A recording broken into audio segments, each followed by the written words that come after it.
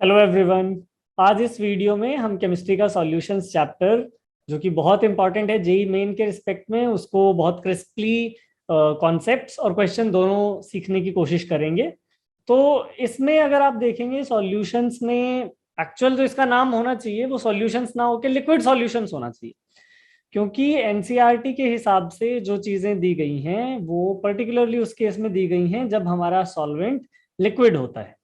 तो हम स्टार्ट करते हैं बिना कुछ टाइम वेस्ट किए हुए। एंड कुछ जो बेसिक इंट्रोडक्शन में एनसीईआरटी ने एक दो पॉइंटर्स ऐसे भी दिए हैं जो कि कभी ना कभी जेई मेन का कुछ क्वेश्चन बन सकते हैं, तो हम उनको जरूर कंसीडर करें।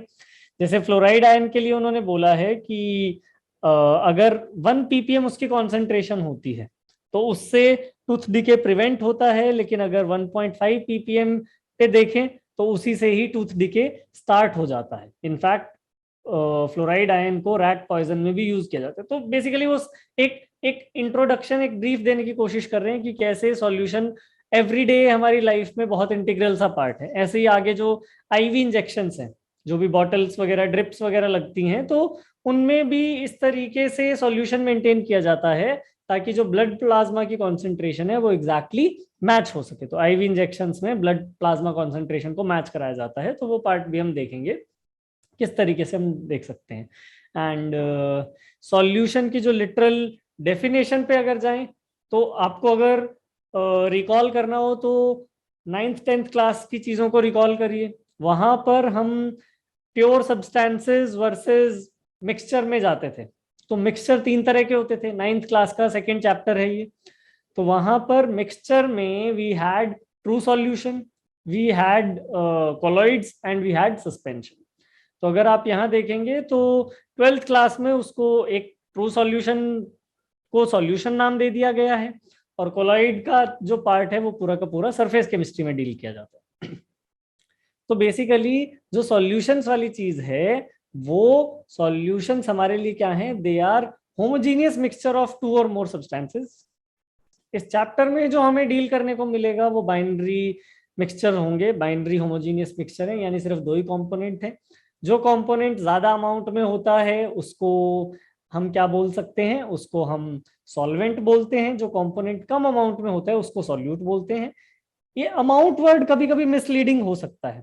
तो अमाउंट जब भी बोला जा रहा है, अमाउंट को कुछ लोग हो सकता है वॉल्यूम से समझने की कोशिश करें, कुछ लोग हो सकता है मास से समझने की कोशिश करें, कुछ लोग हो सकता है नंबर से समझने की कोशिश करें। मेरे हिसाब से जो सबसे बढ़िया तरीका है किसी भी चीज को अमाउंट जज करने का, वो नंबर होना चाहिए। तो अगर आपके पास एक एक ऐसा मिक्सचर है जिसमें नंबर ऑफ पार्टिकल्स एक चीज के ज्यादा हैं, तो जिस चीज के ज्यादा नंबर ऑफ पार्टिकल्स हैं वो सॉल्वेंट हो गया, जिस चीज के कम नंबर ऑफ पार्टिकल्स हैं वो सॉल्यूट हो जाएगा।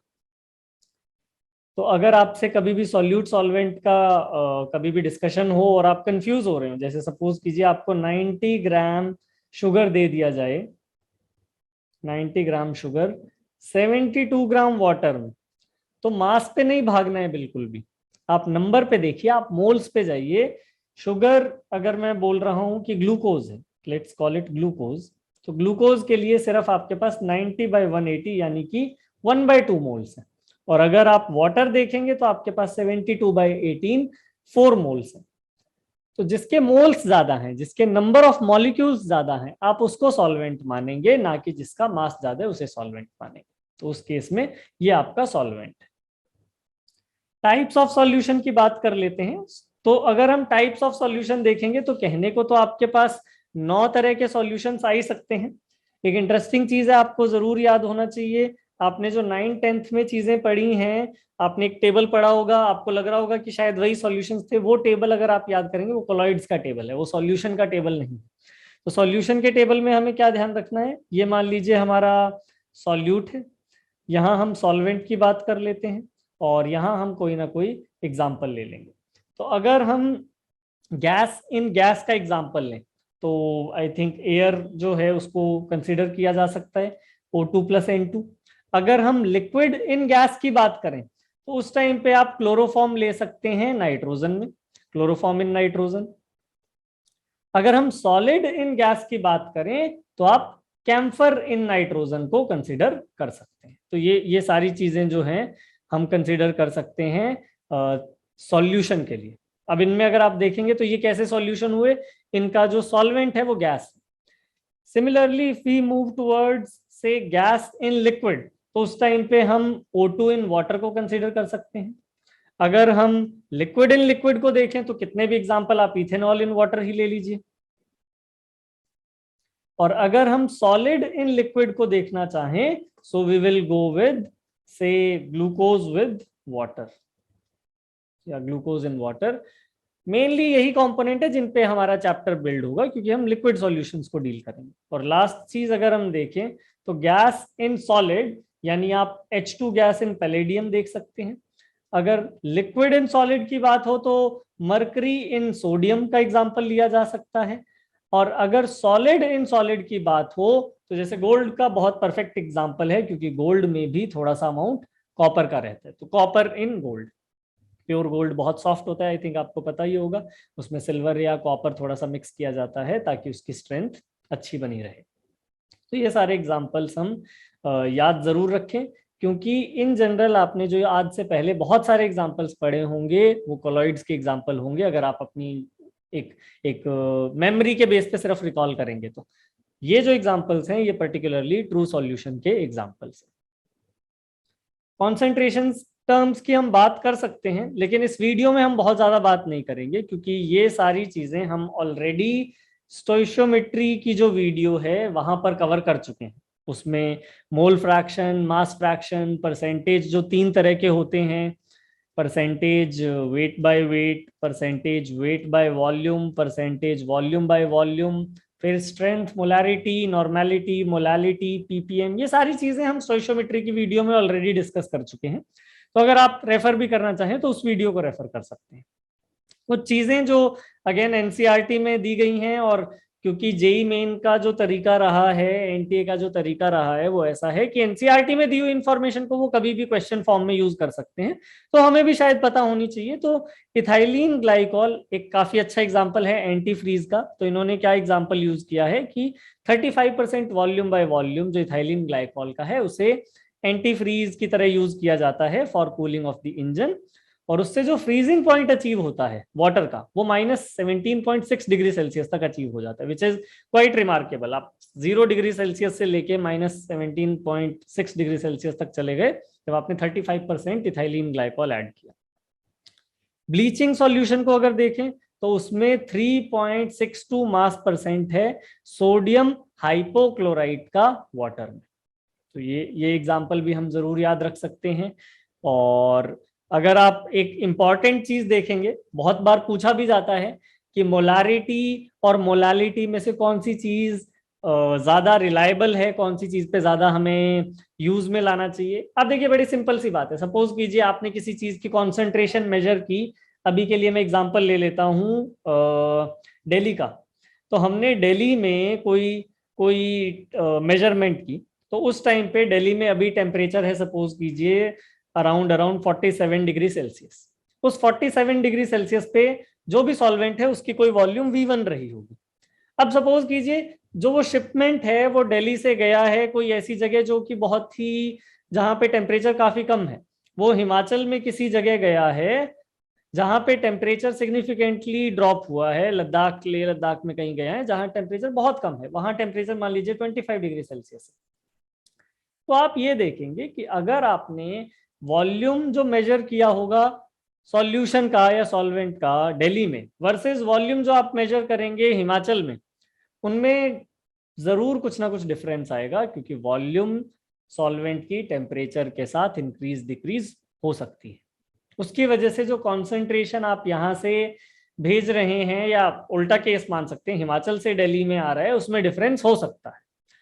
तो जो चीजें वॉल्यूम पे डिपेंड करती हैं, जो भी चीजें वॉल्यूम पे डिपेंड करती हैं, उन चीजों में रिलायबिलिटी थोड़ा सा कभी कभी कम हो जाती है, क्योंकि टेम्परेचर चेंज की वजह से वॉल्यूम चेंज हो सकती है। तो अगर हम देखें तो जैसे मोलारिटी है, पर्टिकुलरली मोल्स ऑफ सॉल्यूट पर litre of solution, clear dependence volume पे। स्ट्रेंथ है मास ऑफ सॉल्यूट पर लीटर ऑफ सॉल्यूशन, फिर से डिपेंडेंस है। परसेंटेज वेट बाय वॉल्यूम है, परसेंटेज वॉल्यूम बाय वॉल्यूम है। ये सारी चीजों में अच्छा खासा डिपेंडेंस आ रहा है। वॉल्यूम पर। तो ये चीजें अपनी वैल्यू चेंज कर सकती हैं जैसे जैसे टेम्परेचर चेंज होगा। और अगर हम चीज देखें तो जैसे मास परसेंट हुआ या पीपीएम हुआ, पार्ट्स पर मिलियन, मोल फ्रैक्शन, मोलालिटी, ये सारी चीजें इंडिपेंडेंट है टेम्परेचर पे, क्योंकि इनमें सिर्फ और सिर्फ जो रोल आता है वो मास का रोल आता है। वो कहीं पे भी आप देखेंगे वॉल्यूम का कोई रोल नहीं आ रहा है। तो ये चीजें टेम्परेचर इंडिपेंडेंट है। सॉल्युबिलिटी का एक जनरल डिस्कशन किया जा सकता है। सॉल्युबिलिटी को अगर हम समझें तो सॉल्युबिलिटी दो तरीके से या दो इंपॉर्टेंट केसेस में आप देख सकते हैं, solid in liquid solubility and gas in liquid solubility. दोनों को ही बहुत इजीली, बहुत सिंपल कॉन्सेप्ट से समझा जा सकता है। पहली चीज को हम ऐसा समझते हैं, सपोज कीजिए आपके पास कोई कोई लिक्विड है, कोई ए लिक्विड था, उसको आपने सॉलिड में हमें सॉलिड की सॉल्युबिलिटी देखनी है। तो ए सॉलिड था, उसको हमने डिसॉल्व कर दिया, यानी अब वो ए एक्वस बन गया। अगर इस सॉल्युबिलिटी की हम बात करें तो आप दो फैक्टर सोचिए। जब वो चीज सॉलिड से एक्वस फेज में जा रही है तो क्या हो रहा है उस टाइम पे, ये जो प्रोसेस है, यू विल रियलाइज कि उसको अपने सॉलिड को अपने खुद के बॉन्ड्स आपस में तोड़कर जाना पड़ रहा है, यानी कि ये प्रोसेस एंडोथर्मिक हो सकती है। This process you will see, this can B endothermic process. और अब इस एंडोथर्मिक प्रोसेस को जब आप वैसे देखेंगे, कैरी आउट कराने की कोशिश करेंगे, इसमें टेम्परेचर इंक्रीज हेल्प करेगा आपको इस प्रोसेस को कैरी आउट कराने में। तो अगर हम सॉलिड इन लिक्विड सॉल्युबिलिटी की बात करें तो at times you will find the process is endothermic, और अगर प्रोसेस एंडोथर्मिक है तो टेम्परेचर इंक्रीज करने से you will realise solubility increase होगी। जब हम चीजों का प्रेशर इंक्रीज करते हैं तो ली चैटलियर्स प्रिंसिपल याद कीजिए, प्रेशर इंक्रीज करने से सिस्टम उस डायरेक्शन में जाता है जहां डेंसिटी बढ़ती है। तो एक्वस सॉल्यूशन और सॉलिड सॉल्यूशन या सॉलिड जो हमारा सॉल्यूट है उसमें अगर हम देखें तो क्लियरली डेंसिटी सॉलिड सॉल्यूट की ज्यादा होगी। तो अगर आप प्रेशर बढ़ाने की कोशिश करेंगे तो सॉल्युबिलिटी कम हो जाएगी। तो जो ली चैटलियर का सीधा सीधा एप्लीकेशन आप यहाँ पर लगा सकते हैं। तो सॉलिड इन लिक्विड सॉल्युबिलिटी की वजह से यू विल ऑब्जर्व कि टेम्परेचर बढ़ाने से सॉल्युबिलिटी बढ़ती है, प्रेशर बढ़ाने से सॉल्युबिलिटी कम होती है। वैसे अगर देखेंगे तो बहुत सिग्निफिकेंट रोल प्रेशर का नहीं माना जाता सॉलिड्स के केस में, लेकिन फिर भी अगर क्वेश्चन आ रहा है प्रेशर के बारे में, we should be aware about this fact. Gas in liquid की अगर बात कर लें तो गैस इन लिक्विड में आप रियलाइज करेंगे कि अगर आपके पास कोई सॉल्यूट अभी गैसियस स्टेट में है और वो बाद में एक्वस स्टेट में चला जाता है, पहले वो सॉल्यूट गैसियस स्टेट में है और बाद में वो सॉल्यूट एक्वस स्टेट में चला गया है, गैस में जो टाइप ऑफ बॉन्डिंग है वो कोई बहुत अमेजिंगली स्ट्रॉन्ग बॉन्डिंग होगी ऐसा एक्सपेक्ट करना कम चांसेस है काफी, unless of course there is very very strong some hydrogen bonding like thing, but otherwise we can not really expect कि गैसियस स्टेट में हम कोई स्ट्रॉन्ग बॉन्डिंग एक्सपेक्ट कर रहे हैं।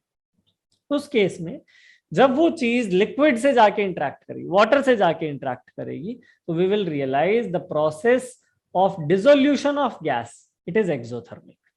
और अगर आप एक्सोथर्मिक प्रोसेस में टेम्परेचर इंक्रीज करेंगे तो जो सॉल्युबिलिटी है वो डिक्रीज हो जाएगी। एक्सोथर्मिक रिएक्शंस में अगर आप टेम्परेचर इंक्रीज करते हैं तो रिएक्शन बैकवर्ड जाने की टेंडेंसी रखता है, तो ये चीज हमें ध्यान रखनी होगी। दूसरी चीज, अगर हम प्रेशर इंक्रीज करें तो फिर से वही चीज, प्रेशर इंक्रीज करने से चीजें हाई डेंसिटी की तरफ मूव करेंगी, और हाई डेंसिटी इस बार गैसियस सॉल्यूशन में है या एक्वस सॉल्यूशन में है, इस बार हाई डेंसिटी है एक्वस सॉल्यूशन में। तो वी विल ऑब्जर्व कि सॉल्युबिलिटी जो हो रही है वो इंक्रीज हो जाएगी क्योंकि हाई डेंसिटी की तरफ सिस्टम शिफ्ट होगा due to increase of pressure. तो गैस जब डिसॉल्व होने की कोशिश करती है लिक्विड में तो टेम्परेचर कम होना चाहिए और प्रेशर ज्यादा होना चाहिए। अगर आप सॉलिड को लिक्विड में डिसॉल्व करना चाहते हैं तो टेम्परेचर ज्यादा होना चाहिए, प्रेशर प्रेफरेबली थोड़ा सा कम होना चाहिए, ऑल्दो प्रेशर का जो इफेक्ट है वो रिलेटिवली कम है। अब हम इस चैप्टर के जो 3 मेजर एस्पेक्ट्स हैं उनको डील करना स्टार्ट करेंगे। तो वो 3 मेजर एस्पेक्ट्स क्या हैं आप समझ सकते हैं। First aspect is gas in liquid, जो कि हम हेनरीज लॉ के थ्रू सीखेंगे। Second aspect is liquid in liquid, वो हम राउल्ट्स लॉ के थ्रू सीखेंगे। And third aspect is solid in liquid, वो हम कहां से सीखेंगे, वो हम कॉलिगेटिव प्रॉपर्टीज के थ्रू सीखेंगे। हेनरीज लॉ से स्टार्ट करते हैं। तो हेनरीज लॉ पे अगर हम देखें तो हेनरीज लॉ की 2 स्टेटमेंट्स हैं, दोनों स्टेटमेंट्स काफी इंटरचेंजेबली यूज होती हैं। ऑल्दो जो फॉर्मूला है वो फॉर्मूला एक तरीके से ज्यादा यूज होता है, उस फॉर्मूले को समझना कैसे वो भी मैं आपको थोड़ा बताऊंगा। अच्छा देखिए जरा, मोल fraction of a gas in the solution is proportional to the partial pressure of gas over the solution। यानी कि अगर हमारे पास एक गैस A है तो A का जो मोल फ्रैक्शन है कहां पर, सॉल्यूशन के अंदर। A का जो मोल फ्रैक्शन है सॉल्यूशन के अंदर, तो आप बोल सकते हैं यानी कि chi of A in solution that is proportional to partial pressure of A। ये चीज हम बोल सकते हैं। ये जो लॉ हमें दिया गया है, दिस इज हेनरीज लॉ। काफी सिंपल सा लॉ है समझने के हिसाब से। अगर आप प्रेशर बढ़ा देंगे, and just we discuss this concept, अगर आप प्रेशर बढ़ाने की कोशिश करेंगे तो आप ऐसा समझिए, प्रेशर बढ़ाने से आप क्या अचीव कर रहे हैं, आप इन पार्टिकल्स को पुश कर रहे हैं और वो लिक्विड में जाएंगे, लिक्विड में सॉल्युबिलिटी बढ़ जाएगी गैस में। ये स्टेटमेंट सुनने में ठीक है, बिल्कुल सही है। और अगर आप इसे देखेंगे तो यहाँ पर आप ऐसा बोल सकते हैं कि जो यूनिट्स का जिक्र मैं सेकंड स्टेटमेंट के बाद बताता हूँ। ऑल्दो जो एक लॉ हमें ऊपर से मिल गया है कि इसे ही हेनरीज लॉ बोल रहे हैं, लेकिन जो उसकी मोर फेमस फॉर्म है या मोस्ट कॉमनली यूज्ड फॉर्म है वो है कि the partial pressure of gas in vapour phase, यानी कि पीए को अगर मैं बोलूं तो वो प्रोपोर्शनल है मोल fraction of gas in the solution. ये ज्यादा फेमस फॉर्म है हेनरीज लॉ की, और इसके अकॉर्डिंग इस प्रोपोर्शनैलिटी को हटाने के लिए we say that PA is equal to K H times chi. तो ये फॉर्म हम ज्यादा यूज करते हैं। और अगर आप देखेंगे तो काई, क्योंकि ये एक डायमेंशनलेस कांस्टेंट है, तो KH के यूनिट्स भी एग्जैक्टली वही आएंगे जो प्रेशर के यूनिट्स होंगे। एंड इस फॉर्म को हम हेनरीज लॉ बोल सकते हैं। And if you try to relate it, what we can say, there are 3 factors जो कि solubility of gas in liquid को अफेक्ट करेंगे। आप समझिए वो 3 फैक्टर्स कौन से हो सकते हैं। वो 3 फैक्टर्स होंगे, पहला फैक्टर जो सबसे इंपॉर्टेंट और जो सबसे ज्यादा मिस कर जाते हैं, नेचर ऑफ गैस सॉल्वेंट, यानी आप किस गैस को किस सॉल्वेंट में ले रहे हैं वो बहुत इंपॉर्टेंट है। दूसरा फैक्टर है टेम्परेचर का, और तीसरा फैक्टर है प्रेशर का, कि हम कितने प्रेशर पे गैस को डिसॉल्व करने की कोशिश कर रहे हैं। अब आप देखिए, जब मैंने हेनरीज लॉ लिखा तो हेनरीज लॉ में आपको P is equal to KH times mole fraction ऐसा दिखा। इस मोल फ्रैक्शन को आप शायद सॉल्युबिलिटी से समझ पाएंगे या सॉल्युबिलिटी से रिलेट कर पाएंगे। प्रेशर ये मैंने लिख ही दिया है, ये प्रेशर है। बाकी 2 फैक्टर्स कहाँ गए, नेचर ऑफ गैस सॉल्वेंट वो और टेम्परेचर, ये 2 फैक्टर्स कौन अकाउंट करता है, these 2 factors are accounted by Henry's constant. अगर आपसे पूछा जाए कि इन 3 फैक्टर में से दोनों factor, nature of gas solvent and and the temperature, इन दोनों फैक्टर को कौन अकोमोडेट कर रहा होता है, तो वो हेनरीज कांस्टेंट अकोमोडेट कर रहा होता है। और जैसे कि यहाँ पे अगर मैं आपको एग्जांपल दूं, यू कैन क्लियरली सी कि ये जो टेबल मैंने यूज किया है, एनसीईआरटी से ही टेबल लिया है, यहाँ पर हेनरीज कांस्टेंट गैस के लिए दिया गया है, लेकिन सॉल्वेंट जो हमने यूज किया है वो वाटर है।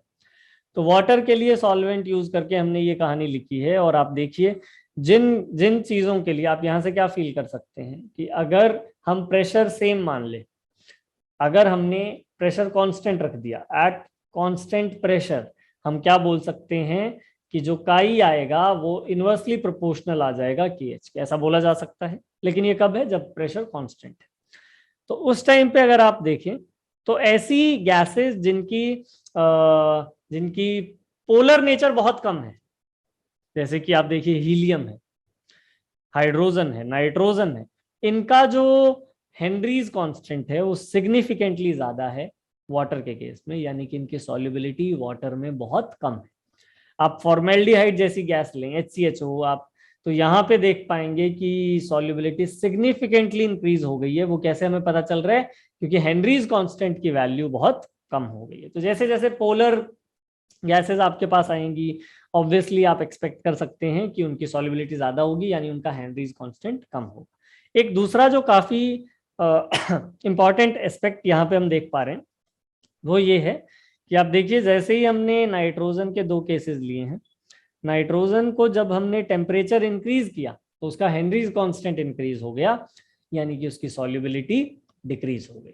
तो ये भी काफी इंपॉर्टेंट एस्पेक्ट है जो हमें यहाँ पर ध्यान रखना है कि टेम्परेचर इंक्रीज करने पे हेनरीज कांस्टेंट, टेम्परेचर इंक्रीज करने पे हेनरीज कांस्टेंट जो है वो भी क्या हो जाता है? वो भी इंक्रीज हो जाता है। तो ये चीजें हमें थोड़ी सी हेनरीज कांस्टेंट के बारे में या हेनरीज लॉ के बारे में ध्यान रखनी है। एप्लीकेशंस की अगर बात करें तो सबसे सिंपल एप्लीकेशन तो शायद आपको बॉटलिंग ऑफ सॉफ्ट ड्रिंक्स का पहले से ही पता होगा कि अगर हम कार्बन डाइऑक्साइड का एग्जांपल लें तो कार्बन डाइऑक्साइड वाटर में कोई बहुत ज़्यादा सॉल्युबल नहीं है। आई थिंक यहाँ CO2 के लिए हाँ दिया भी गया है, KH हमें दिया गया है। सॉल्युबिलिटी ऑल्दो उसकी सिग्निफिकेंटली ज़्यादा है ऑक्सीजन के कंपैरिजन में, इसीलिए वो कार्बोनिक एसिड बना भी लेती है। लेकिन अगर आप प्रेशर इंक्रीज कर देंगे तो उसकी सॉल्युबिलिटी सिग्निफिकेंटली इंक्रीज हो जाती है।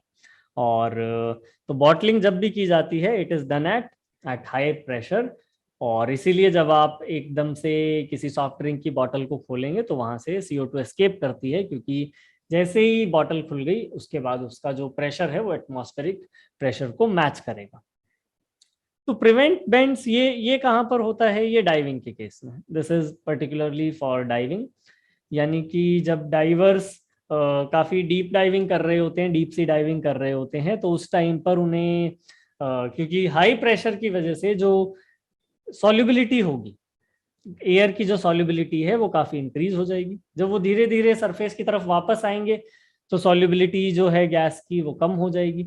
ऐसे केस में बबल्स बनेंगे गैस के, जो ब्लड वेसल्स में उनको प्रॉब्लम कॉज कर सकते हैं, पेन भी कॉज करते हैं, उनको हम बेंड्स बोलते हैं। तो ये इतना ज्यादा वेरिएशन ना हो इसलिए हम जो डाइवर्स को सिलेंडर्स दिए जाते हैं उनको डाइल्यूट कर देते हैं हीलियम से। हीलियम से डाइल्यूट करने का फायदा क्या है? क्योंकि आप हीलियम की देखिए सॉल्युबिलिटी सबसे कम आप मान सकते हैं, क्योंकि उसका हेनरीज लॉ जो कांस्टेंट है वो हेनरीज कांस्टेंट जो है वो सबसे ज्यादा है। तो उस वजह से जो उसका वेरिएशन है कि वो पहले बहुत ज्यादा डिसॉल्व हो जाएगी, फिर बहुत एक्सेसिवली एकदम से सॉल्युबिलिटी ड्रास्टिकली कम करेगी, ये सब वेरिएशन उसमें इतना ज्यादा नहीं होगा, जिससे कि बेंड्स वगैरह अवॉइड कराए जा सकते हैं इन केस ऑफ डाइवर्स। तो ये इसका दूसरा एप्लीकेशन भी है। ऑफ कोर्स आपको पता होगा जब जब तीसरा एप्लीकेशन की अगर हम बात करें तो जो हाई एल्टीट्यूड्स है वहां पर प्रेशर कम है, एयर प्रेशर कम है, और एयर प्रेशर कम है तो उसकी वजह से जो एयर या ऑक्सीजन की जो सॉल्युबिलिटी है हमारे ब्लड में वो भी कम हो जाती है, जिसकी वजह से हमें जो नॉर्मल बिल्कुल वॉक भी अगर आप बोलें तो वो करने में भी रिलेटिवली डिफिकल्टी फेस होगी as compare to lower altitude. तो हाई एल्टीट्यूड पे भी हम बोल सकते हैं कि ये हेनरीज लॉ हमें देखने को मिलता है, जहां पर लो एटमॉस्फेरिक प्रेशर की वजह से ऑक्सीजन की सॉल्युबिलिटी ब्लड में कम हो जाती है। तो ये केस है हेनरीज लॉ का, which tells us about the solubility of what should I say, solubility of gas in liquid। ठीक है, राउल्ट्स लॉ को जल्दी से कवर करते हैं। राउल्ट्स लॉ क्या बोलता है कि for any given solution the partial pressure of each volatile component is directly proportional to the mole fraction। तो इसमें एक टर्म आ रही है वेपर प्रेशर, आई थिंक वो वेपर प्रेशर को समझना हमारे लिए पहले ज्यादा इंपॉर्टेंट है। आप ऐसा समझिए कि आपके पास एक कंटेनर है, उस कंटेनर में आपने एक वोलेटाइल लिक्विड रखा है, कुछ वोलेटाइल लिक्विड आपने इस कंटेनर में रखा है और उसको आपने कवर कर दिया। अभी अगर आप देखेंगे तो यहाँ पे ऑब्वियसली कुछ एयर हो सकता है रह जाए, तो आप एयर को भी हटा दीजिए। एयर को आप बिल्कुल वैक्यूम पंप यूज कीजिए और वैक्यूम पंप से एयर को हटा दीजिए। ठीक है, तो वैक्यूम पंप को हमने यूज किया एंड उसको हमने रिमूव कर दिया। अब एयर भी रिमूव हो गई है, बाकी कोई चीज यहां पर है नहीं, तो जो भी वेपर्स बनेंगे वो हम 100% गारंटी के साथ बोल सकते हैं वो वेपर्स किस चीज के बनेंगे, इसी वोलेटाइल लिक्विड के बनेंगे।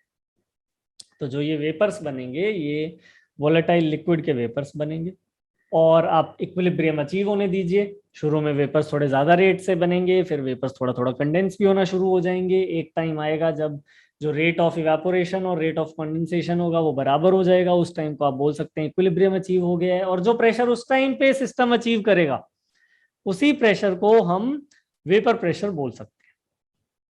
तो यहाँ पर ये वेपर प्रेशर का क्या अंडरस्टैंडिंग है? वेपर प्रेशर का अंडरस्टैंडिंग है कि जब हमारे पास प्योर सॉल्वेंट है, उसने जो भी प्रेशर अचीव किया है, उसके वेपर्स ने जो भी प्रेशर अचीव किया है, that can be called as vapour pressure. Vapour pressure अगर आप टेम्परेचर पे डिपेंडेंस देखें तो ऑब्वियसली अगर आप टेम्परेचर बढ़ाएंगे तो लिक्विड के पार्टिकल्स के पास थोड़ी सी ज्यादा एनर्जी आएगी, वो रिलेटिवली ज्यादा वेपर्स में जाने की टेंडेंसी रखेंगे, यानी कि वेपर प्रेशर बढ़ जाएगा। तो वेपर प्रेशर अगर आप वैसे देखना चाहें, it is directly proportional to temperature also. बाकी अगर हम अब समझें कि राउल्ट्स लॉ कब यूज में आता है, तो राउल्ट्स लॉ का यूज शुरू होता है जब हमारे पास लिक्विड इन लिक्विड सॉल्यूशन। इसका क्या मतलब हुआ कि सपोज कीजिए हमारे पास दो दो सॉल्वेंट्स हैं, ए है, दो सॉल्वेंट बोलना थोड़ा गलत लग रहा है, तो आप बोल दीजिए कि दो आपके पास कंपोनेंट्स हैं, दो लिक्विड कंपोनेंट्स हैं, तो ए है और बी है। तो बी को मैं ग्रीन कलर से बना रहा हूं बी के लिए, और आपने ऊपर वैक्यूम कर दिया है, वहां पर कोई भी प्रेशर और नहीं है। तो अब हम क्या करना चाह रहे हैं, इसको कवर भी कर दीजिए। तो अगर दोनों वॉलेटाइल हैं तो हम ऑब्जर्व करेंगे कि कुछ वेपर्स बनेंगे ए की वजह से और कुछ वेपर्स बनेंगे बी की वजह से। कुछ वेपर बने ए की वजह से, कुछ वेपर बने बी की वजह से। तो हम ऐसा कुछ बोल सकते हैं कि pressure due to A plus pressure due to B is equal to total pressure. ये बात तो हम बिल्कुल सही है, ये बात तो बिल्कुल ठीक है ना, ये तो हम बोल ही सकते हैं। इसमें भी अगर आप देखें, इसमें भी अगर हम देखें तो राउल्ट्स लॉ का यूज कहां पर आता है? तो राउल्ट्स लॉ बोलता है कि जो पीए है, पीए की प्रोपोर्शनैलिटी है मोल fraction of A in liquid solution, mole fraction of A in liquid solution. तो पीए इज इक्वल टू, ये प्रोपोर्शनैलिटी कांस्टेंट क्या है? Vapour pressure. पहले वेपर प्रेशर था टाइम्स काइए, और ये समझना बहुत आसान भी है, क्योंकि अगर आप काइए को 1 मान ले तो काइए को 1 मानने का मतलब क्या हुआ, आपके पास पूरे के पूरे सॉल्यूशन में, लिक्विड सॉल्यूशन में सिर्फ कौन है? सिर्फ ए है। तो उस टाइम पे जो प्रेशर आ रहा है वो किसकी वजह से आ रहा है? वो सिर्फ ए की वजह से आ रहा है। और प्योरली अगर ए की वजह से ही प्रेशर आ रहा है तो उसे आप कौन सा प्रेशर बोल सकते हैं? वेपर प्रेशर ऑफ ए। तो ये हमारे पास स्टेटमेंट है थ्रू राउल्ट्स लॉ। तो राउल्ट्स लॉ हमें बोलता है कि जो भी कंपोनेंट है उसका जो पार्शियल प्रेशर, उसको आप मोल फ्रैक्शन से रिलेट इस तरीके से कर सकते हैं। सिमिलरली जो पीबी है, पीबी को भी अगर मैं लिखना चाहूं तो that can be written as PB not times chi B.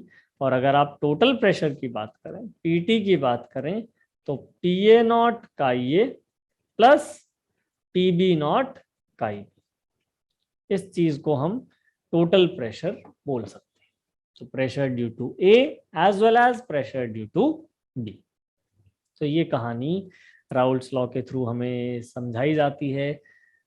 जरूरी क्या है समझना, इस टाइम पे लिक्विड्स मस्ट बी मिसेबल। जब हम राउल्ट्स लॉ से डील कर रहे हैं, liquids must be miscible if, एक बहुत इंपॉर्टेंट नोट आप लिख सकते हैं, if immiscible, if immiscible liquids are used, तो राउल्ट्स लॉ एप्लीकेबल नहीं है। फिर जो टोटल प्रेशर है वो PA0 प्लस PB0 ही है, फिर दोनों एक दूसरे को बिल्कुल भी अफेक्ट नहीं कर रहे। ठीक है, तो उस टाइम पे हम क्या मान सकते हैं कि simple PT is equal to PA0 plus PB0। तो ये बहुत इंपॉर्टेंट केस बन जाता है, बहुत इंटरेस्टिंग केस है। जनरली इस पे इतना ज्यादा डिस्कशन भी नहीं होता, लेकिन अगर कभी एग्जाम में ऐसा कोई क्वेश्चन है, you should be very well aware of this. कुछ ग्राफ्स हम देख सकते हैं। अगर आप ग्राफ बनाने की कोशिश करेंगे तो सपोज कीजिए आपको पता चला कि PA is equal to PA, pressure due to A is equal to PA0 का ये। ठीक है, ये अभी सॉल्यूशन की बात हो रही है। जब भी मैं का ये लिख रहा हूं that means in liquid phase. आप यहां अगर लिखना चाहें तो ये भी लिख सकते हैं कि का ये प्लस काई बी ये 1 है, यानी काई ए जो है वो 1 माइनस काई बी है। तो PA की वैल्यू किसके बराबर आ गई? PA0 1 माइनस काई बी के बराबर।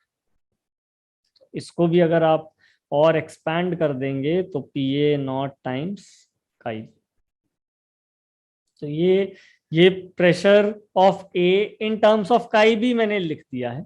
आप कोई भी चीज यहाँ जो दी गई है उसके बेसिस पे आप ड्रॉ कर सकते हैं। तो अभी के लिए अगर मैं PA वर्सेस काई बी का ग्राफ बनाऊं, तो जब काई बी की वैल्यू 1 है तो आप क्लियरली समझ सकते हैं, अगर आप 1 पुट करेंगे तो आपको आंसर 0 मिलेगा। जब काई बी की वैल्यू 0 है उस टाइम पे अगर आप आंसर पुट करेंगे तो आपको PA0 मिलेगा। आप इनको ज्वाइन कर दीजिए, एक स्ट्रेट लाइन आने वाली है आपके पास नेगेटिव स्लोप के साथ। तो ये हम PA का ग्राफ बना सकते हैं किसके साथ? काई बी के साथ। This is graph of PA with respect to chi B. PB का ग्राफ तो कोई डिफिकल्टी है ही नहीं बनाना। PB का ग्राफ बनाना कुछ ज्यादा मुश्किल नहीं है। एक अजम्पशन मैं अभी के लिए ले रहा हूं, मान लीजिए कि PA जो है PA0 वो ज्यादा है PB0।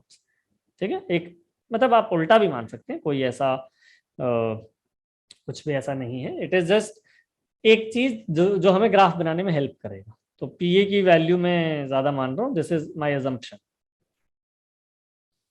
यानी कि आप क्या बोल सकते हैं? A is more volatile than B। ठीक है, तो ये चीज हम यहां पर बोल सकते हैं। इस ग्राफ को अगर हम देखें, इस ग्राफ को अगर हम देखें तो क्या समझ आ रहा है हमें? इस ग्राफ को देखने से ऐसी कुछ अंडरस्टैंडिंग बन रही है कि यहां पर इस बार मैं PB प्लॉट करना चाहूंगा। So I want to plot PB versus chi B.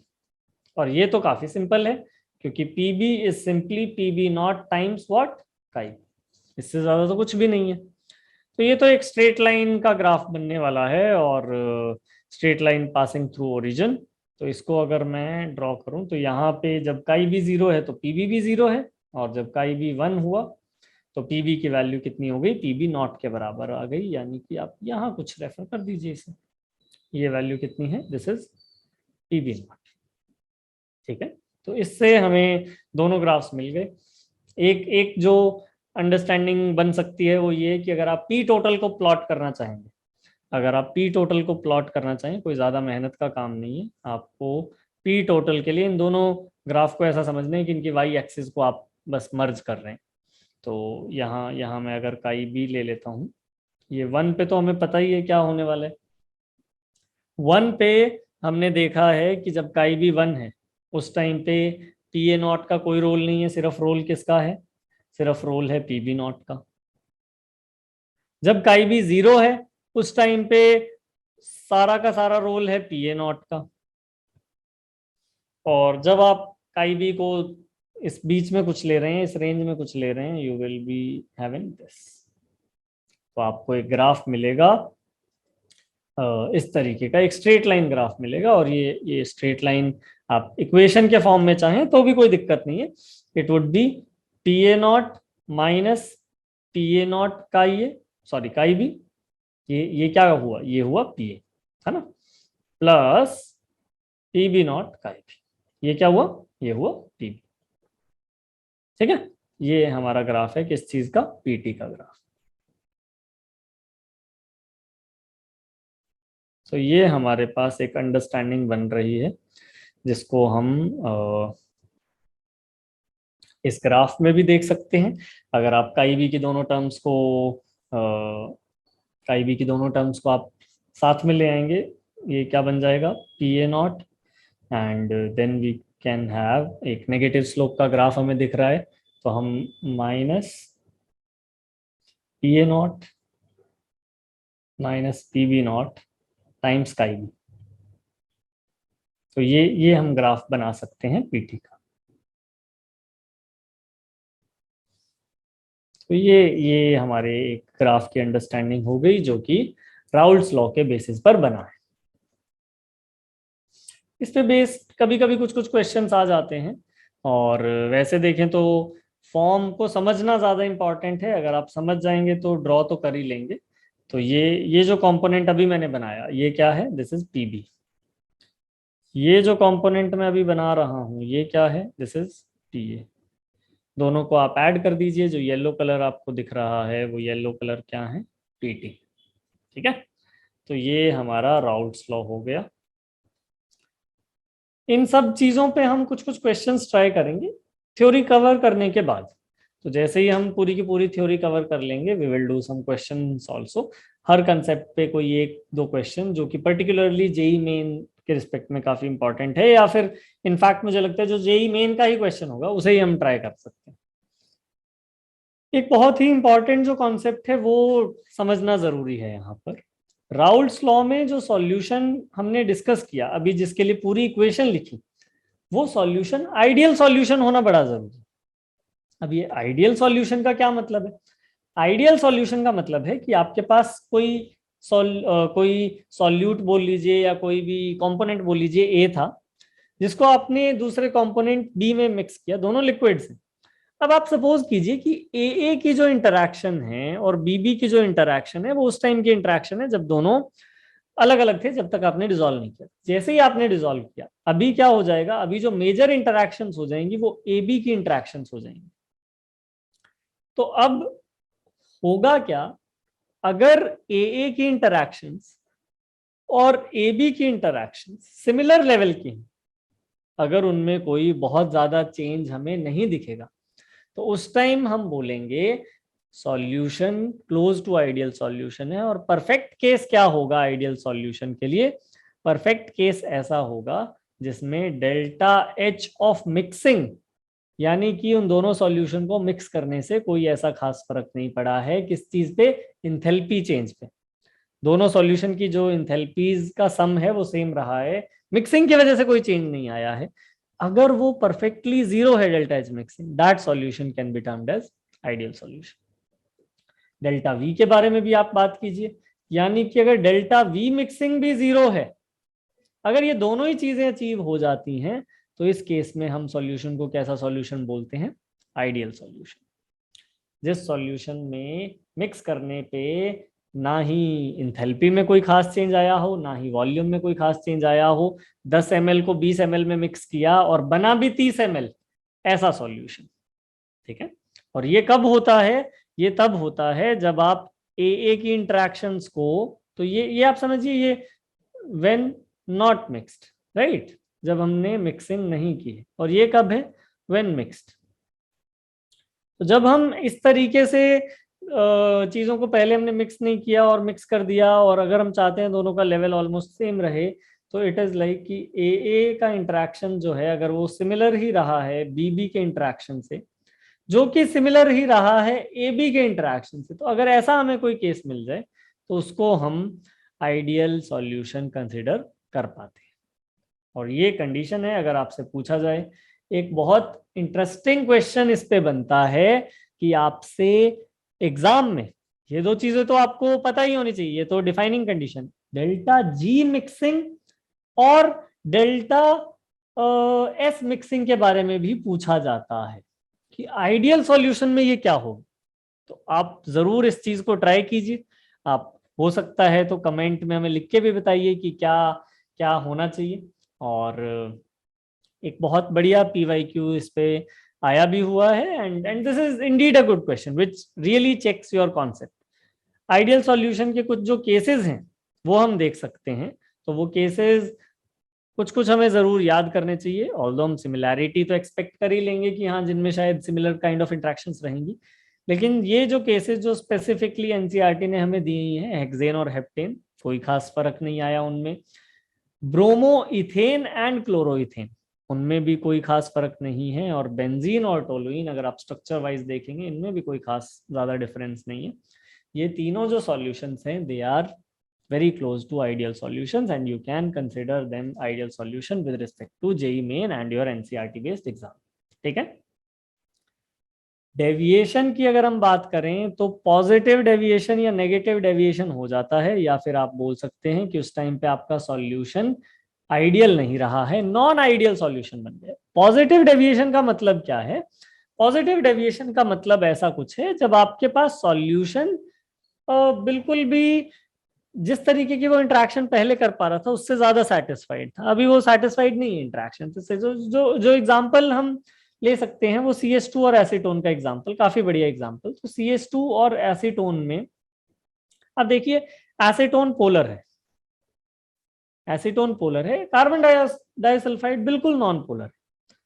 तो आप एक नॉन पोलर चीज को पोलर चीज में मिक्स करने की कोशिश करेंगे, यू विल ऑब्जर्व कि ये कोई बहुत एक बढ़िया मिक्सचर नहीं बना पाएंगे। तो इसमें आपको मिक्स करने के लिए ही मेहनत करनी पड़ेगी। तो डेल्टा H मिक्सिंग जो आएगा इनका वो ग्रेटर देन 0 आएगा, आपको एनर्जी देनी पड़ेगी तब जाके ये मिक्स हो पाएंगे। क्यों? क्योंकि कार्बन डाइसल्फाइड का बॉन्ड खुद के साथ ज्यादा बढ़िया बन रहा है, जो भी उनकी वैंडरवाल इंटरेक्शन है। एसीटोन खुद के साथ पोलर बॉन्ड्स जो बना रहे हैं वो ज्यादा अच्छे बना रहे हैं, डाइपोल डाइपोल बॉन्ड्स बोल सकते हैं। और सिमिलरली क्योंकि ये एक दूसरे को काइंड ऑफ इतना ज्यादा अट्रैक्ट नहीं कर रहे हैं, या बोलिए अच्छा इंटरेक्शन नहीं है आपस में इनका, तो डेल्टा V मिक्सिंग भी जो इस केस में आएगा वो ग्रेटर देन 0 आएगा। ठीक है। तो ये सॉल्यूशन हमारे लिए नॉन आइडियल सॉल्यूशन तो है ही, indeed it is non ideal solution. लेकिन नॉन आइडियल सॉल्यूशन में भी कैसा केस हुआ? ये पॉजिटिव डिविएशन का। ठीक है। तो ये नॉन आइडियल केस है, पॉजिटिव डेविएशन का केस है, इसको आप जरूर याद रख सकते हैं। और इसमें एक जो बहुत इंटरेस्टिंग चीज होगी, वैसे तो इतना पता चलने के बाद आप गेस तो कर ही सकते हैं, वो जो effect of this thing on total pressure of solution होगा वो भी हमें पता होना चाहिए। तो वो इफेक्ट क्या होने वाला है? आप समझिए, लिक्विड में कार्बन डाइसल्फाइड और एसीटोन आपस में खुश नहीं है। तो अगर वो खुश नहीं है, तो वो एक दूसरे से जितना दूर हो सके, जितना एस्केप कर सके कम से कम उतना करना चाहेंगे। तो एस्केप करने के लिए वो खुद की लिक्विड स्टेट को छोड़ेंगे और कौन सी स्टेट में जाएंगे? वो जाएंगे गैसियस स्टेट में। यानी कि आपको जो वेपर प्रेशर इस केस में मिलेगा, वो एक्सपेक्टेड से ज्यादा मिलेगा। तो अगर हम कुछ ऐसा एक्सपेक्ट कर रहे थे कि ये कर्व होना चाहिए वेपर प्रेशर का, तो इस केस में ऐसा नहीं होगा। इस केस में यू विल सी कि जो एक्चुअल कर्व आएगा वो ऐसा कुछ आएगा। ये एक्चुअल प्रेशर है, और जो ग्रीन वाली चीज थी वो क्या थी? That was expected pressure. Expected pressure मतलब आप आइडियल मान के आप तो एक्सपेक्ट कर रहे थे कि PA0 का ये प्लस PV0 का भी फॉलो होने वाला है, वो नहीं फॉलो हो पाया। तो यहां पर जो एक्चुअल प्रेशर आता है, आप लिख सकते हैं कि PT जो एक्चुअल आएगा वो ग्रेटर आएगा किससे? PT ऑफ राउल्ट्स लॉ से, क्योंकि राउल्ट्स लॉ के बेसिस पे तो आप आइडियल केस मानकर चल रहे थे। ठीक है। कई बार ये चीज आपसे इंडिविजुअल कंपोनेंट के लिए भी पूछ ली जाती है, तो आप कंपोनेंट के लिए भी ऑफ कोर्स यही बोलेंगे कि अब उस कंपोनेंट को लिक्विड फेज में इरिटेशन हो रही है दूसरे कंपोनेंट की वजह से, तो वो नहीं रहना चाह रहा वहां पे। तो वो कंपोनेंट भी अपना जो आप बोल सकते हैं प्रेशर है, वो जितना पहले शो कर रहा था उससे ज्यादा शो करने लगेगा। दूसरे कंपोनेंट को भी देखेंगे तो वो दूसरा कंपोनेंट भी इंडीड पहले के कंपैरिजन में ज्यादा प्रेशर शो करेगा। ठीक है, तो इस तरीके से हम पॉजिटिव डेविएशन को समझ सकते हैं। जब डेल्टा एच मिक्सिंग भी ग्रेटर देन जीरो है, डेल्टा वी मिक्सिंग भी ग्रेटर देन जीरो है, और जो प्रेशर एक्चुअल आ रहा है वो भी एक्सपेक्टेड या जो कैलकुलेटेड हम थ्योरेटिकल प्रेशर सोच रहे थे राउल्ट्स लॉ से उससे ज्यादा आएगा। आगे चलते हैं, इसी का बिल्कुल ऑपोजिट केस हो जाएगा नेगेटिव डेविएशन का। नेगेटिव डेविएशन में बिल्कुल चीजें आप ऑपोजिट लिख सकते हैं। पहले क्या हो रहा था, delta H mixing ideal case में जीरो थी, पॉजिटिव डेविएशन में ग्रेटर देन जीरो थी, नेगेटिव डेविएशन में क्या हो जाएगी, less than zero. Delta we mixing negative deviation में क्या हो जाएगी, लेस देन जीरो। तो अगर ये सारी चीजें हम कंसिडर करें तो ये सॉल्यूशन को आप कैसा सॉल्यूशन बोल सकते हो, this solution is called solution showing negative deviation. Again it is non ideal solution, है तो नॉन आइडियल ही, लेकिन नॉन आइडियल में भी कौन सा केस है ये, नेगेटिव डेविएशन का। तो जैसे फिनॉल और एनिलीन है, अब फिनॉल और एनिलीन अगर आप देखें तो आपस में they can do hydrogen bonding. Hydrogen bonding अगर कर सकते हैं तो उसकी वजह से they will be happy with each other in a way, right. तो अगर वो हाइड्रोजन बॉन्डिंग करके खुश हैं, वो एस्केप नहीं करना चाहते लिक्विड फेज को, और अगर वो एस्केप नहीं करना चाहते लिक्विड फेज को तो उस केस में आप क्या बोल सकते हैं, उस केस में आप बोलेंगे कि वो पहली चीज तो स्टेबल हो गए हैं लिक्विड फेज में, यानी उनका जो एनर्जी उनको देनी नहीं पड़ी बल्कि उन्होंने रिलीज कर दी है। ठीक है, और दूसरा जो प्रेशर आएगा, जो पीटी इस केस में एक्चुअल आने वाला है, वो आप बोल सकते हैं पीटी जो एक्सपेक्टेड था राउल्ट्स लॉ वाला सा, उससे कम आएगा। तो ये चीज भी हम यहाँ पर ध्यान रख सकते हैं। तो फिनॉल एनिलीन का बिल्कुल बढ़िया एग्जांपल है।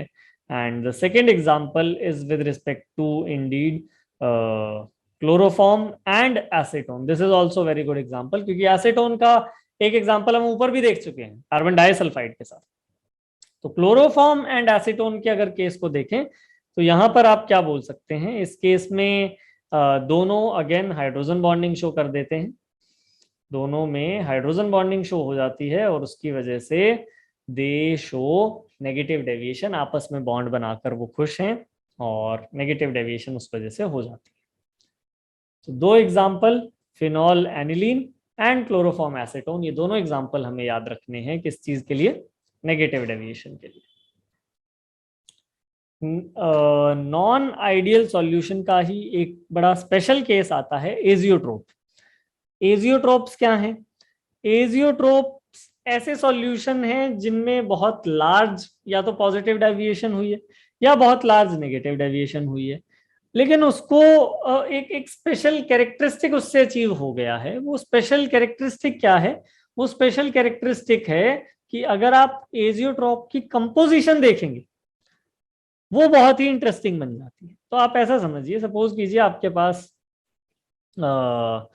कोई सॉल्यूशन है ए बी, ए और बी का सॉल्यूशन है, आपके पास ए है इसमें और आपके पास बी है इसमें।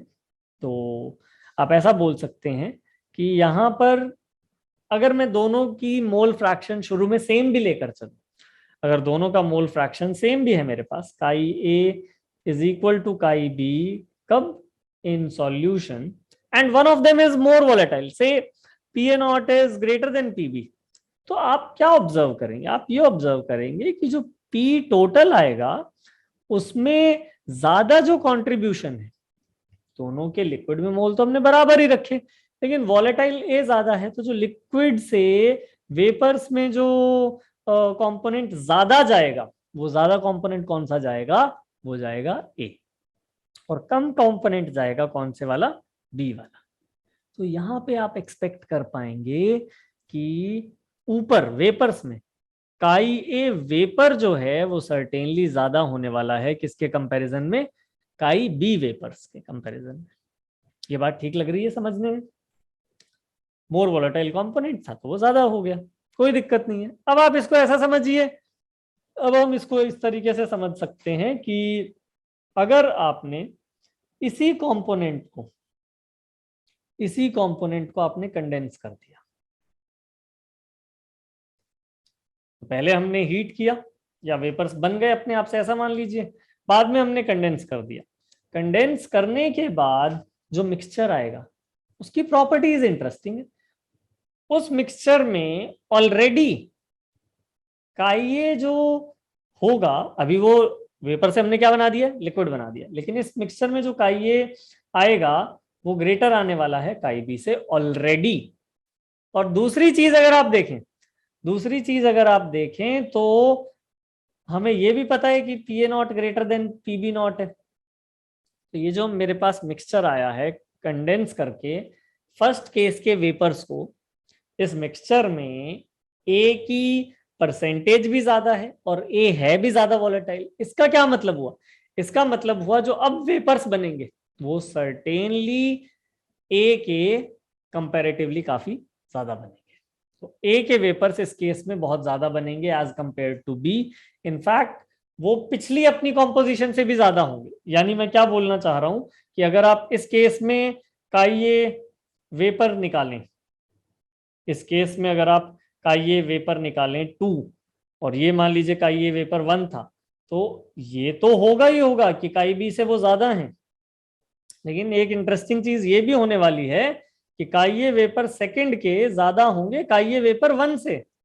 ये भी ट्रू है, इस चीज में भी रियलिटी है, क्योंकि काइये वेपर 1 वाले तब बन रहे थे जब लिक्विड में दोनों का जो हमने कंपोजिशन लिया था वो दोनों का एग्जैक्टली सेम लिया था। अब तो वो सेम रहा ही नहीं है, अब तो ए का कंपोनेंट लिक्विड में बढ़ गया है। तो ऐसे करते करते अगर हम ऑब्जर्व करें जो वेपर्स हमें मिलेंगे वो आप क्या बोल सकते हैं, उनमें किस कंपोनेंट की परसेंटेज बढ़ती जा रही है, उसमें वोलेटाइल कंपोनेंट की परसेंटेज बढ़ती जा रही है। और इसी प्रोसेस को, इसी प्रिंसिपल को फ्रैक्शनल डिस्टिलेशन बोला जाता है। So this is fractional distillation. And इस फ्रैक्शनल डिस्टिलेशन में हम क्या ऑब्जर्व कर पा रहे हैं कि जो हमारे पास जो बार बार वेपर्स बन रहे हैं, जो बार बार आप बोल सकते हैं डिस्टिलेट है, तो उसमें कंसिस्टेंटली मोर वोलेटाइल कंपोनेंट की परसेंटेज बढ़ती जा रही है। और इसका अब फायदा क्या हो रहा है, एक तरीके से आप सेपरेशन कर पाएंगे ए और बी। लेकिन एक बहुत इंटरेस्टिंग केस यहाँ क्या बन सकता है, वो केस हो सकता है, सपोज कीजिए कुछ ऐसी एक बहुत ही अमेजिंग सी कॉम्पोजिशन आ गई जिसमें कि आपने मान लीजिए कुछ रैंडम काई की वैल्यू 0.4 थी, काई बी की वैल्यू 0.6 थी, या उल्टा भी कर सकते हैं 0.6 थी और ये 0.4 थी। आपने उनको हीट किया और समहाउ ये वैल्यू भी सेम बन गई।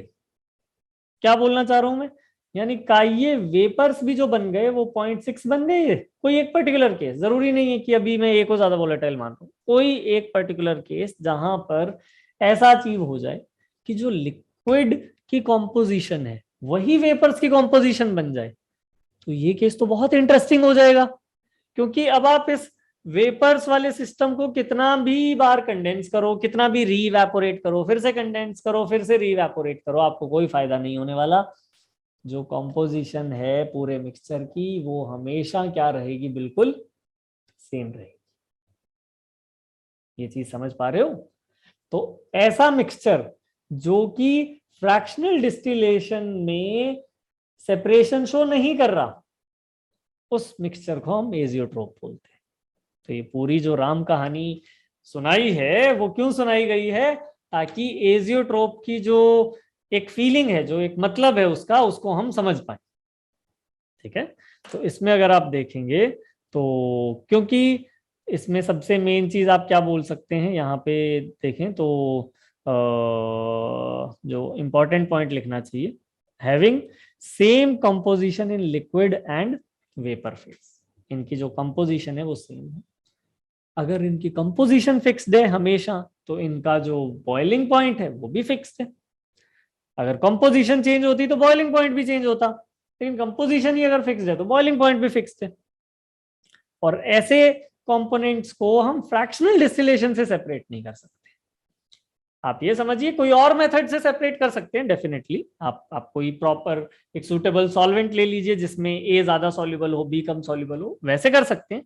but the mixture which has attained the azeotropic concentration, that cannot be separated by fractional distillation.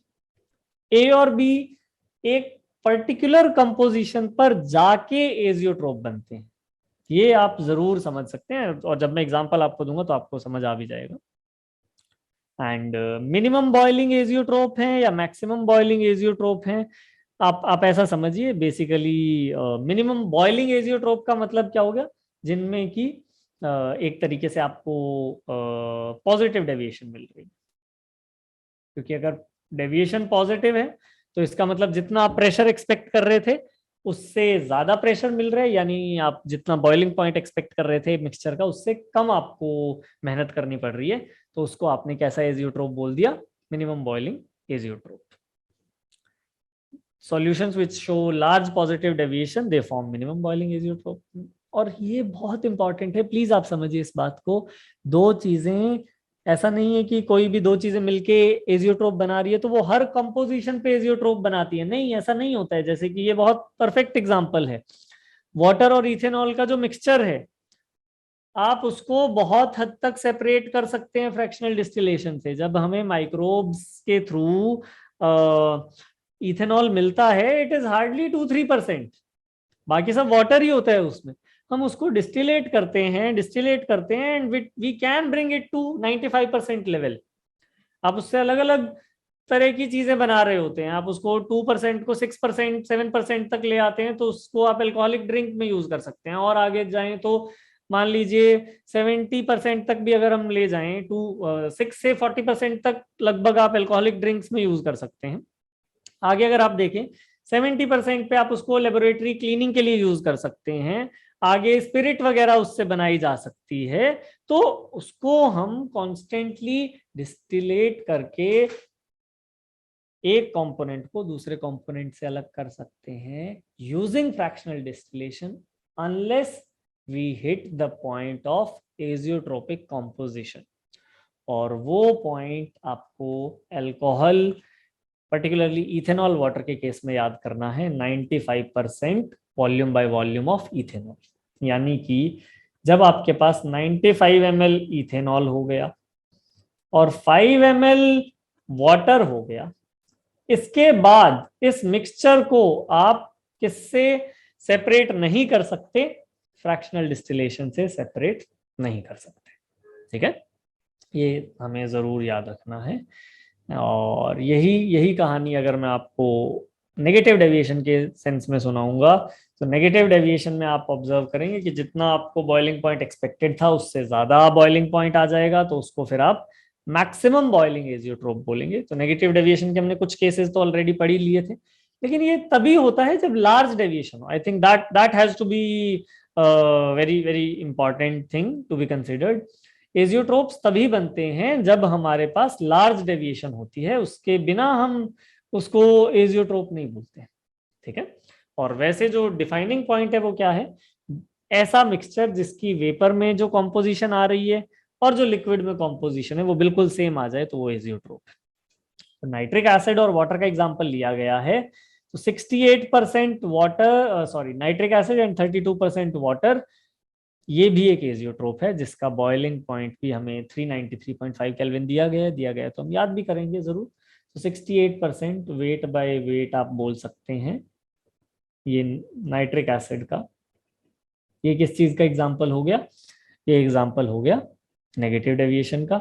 और 95% वॉल्यूम बाय वॉल्यूम का अगर हम एग्जांपल लें इथेनॉल का, तो ये किस चीज का एग्जांपल हो गया, पॉजिटिव डेविएशन का. तो ये डिस्कशन है हमारा related to azeotropes, and also this kind of concludes our discussion with respect to what we can say liquids in liquids, which is governed by Raoult's law. Now we move to the other important aspect, which is solids in liquids. And उसमें आप देखेंगे solids in liquid में there is a discussion about a very important term, colligative property.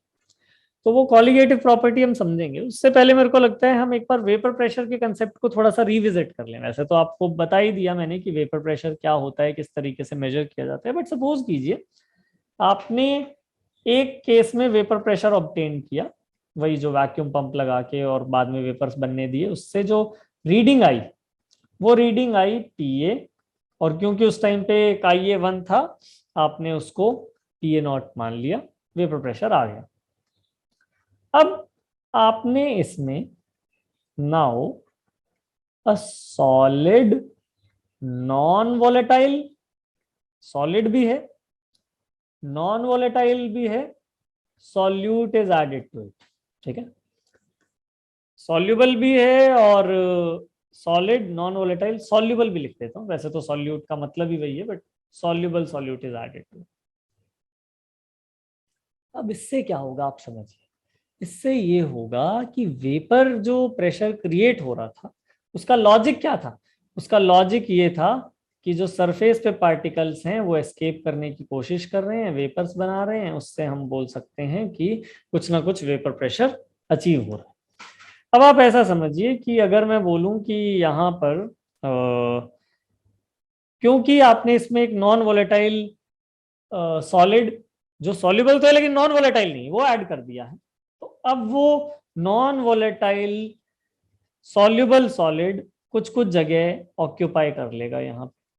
और अगर इसने कुछ कुछ जगह ऑक्यूपाई कर ली सरफेस लेवल पे आके, तो इससे क्या परेशानी हो जाएगी, इससे ये परेशानी हो जाएगी कि अब ये हमें उतने वेपर्स नहीं बनाने देगा जितने इसकी एब्सेंस में बन रहे थे। तो इससे क्या होने वाला है, इससे ये होने वाला है कि इस केस में जो प्रेशर ऑब्जर्व होगा P observed you will relate it is less than PA0 in this case, क्योंकि आपने एक ऐसा सॉल्यूट ऐड किया है जो डिसॉल्व तो हो गया है लेकिन वेपर्स क्रिएट नहीं करता है। तो ये काफी इंपॉर्टेंट पॉइंट है इस रिस्पेक्ट में।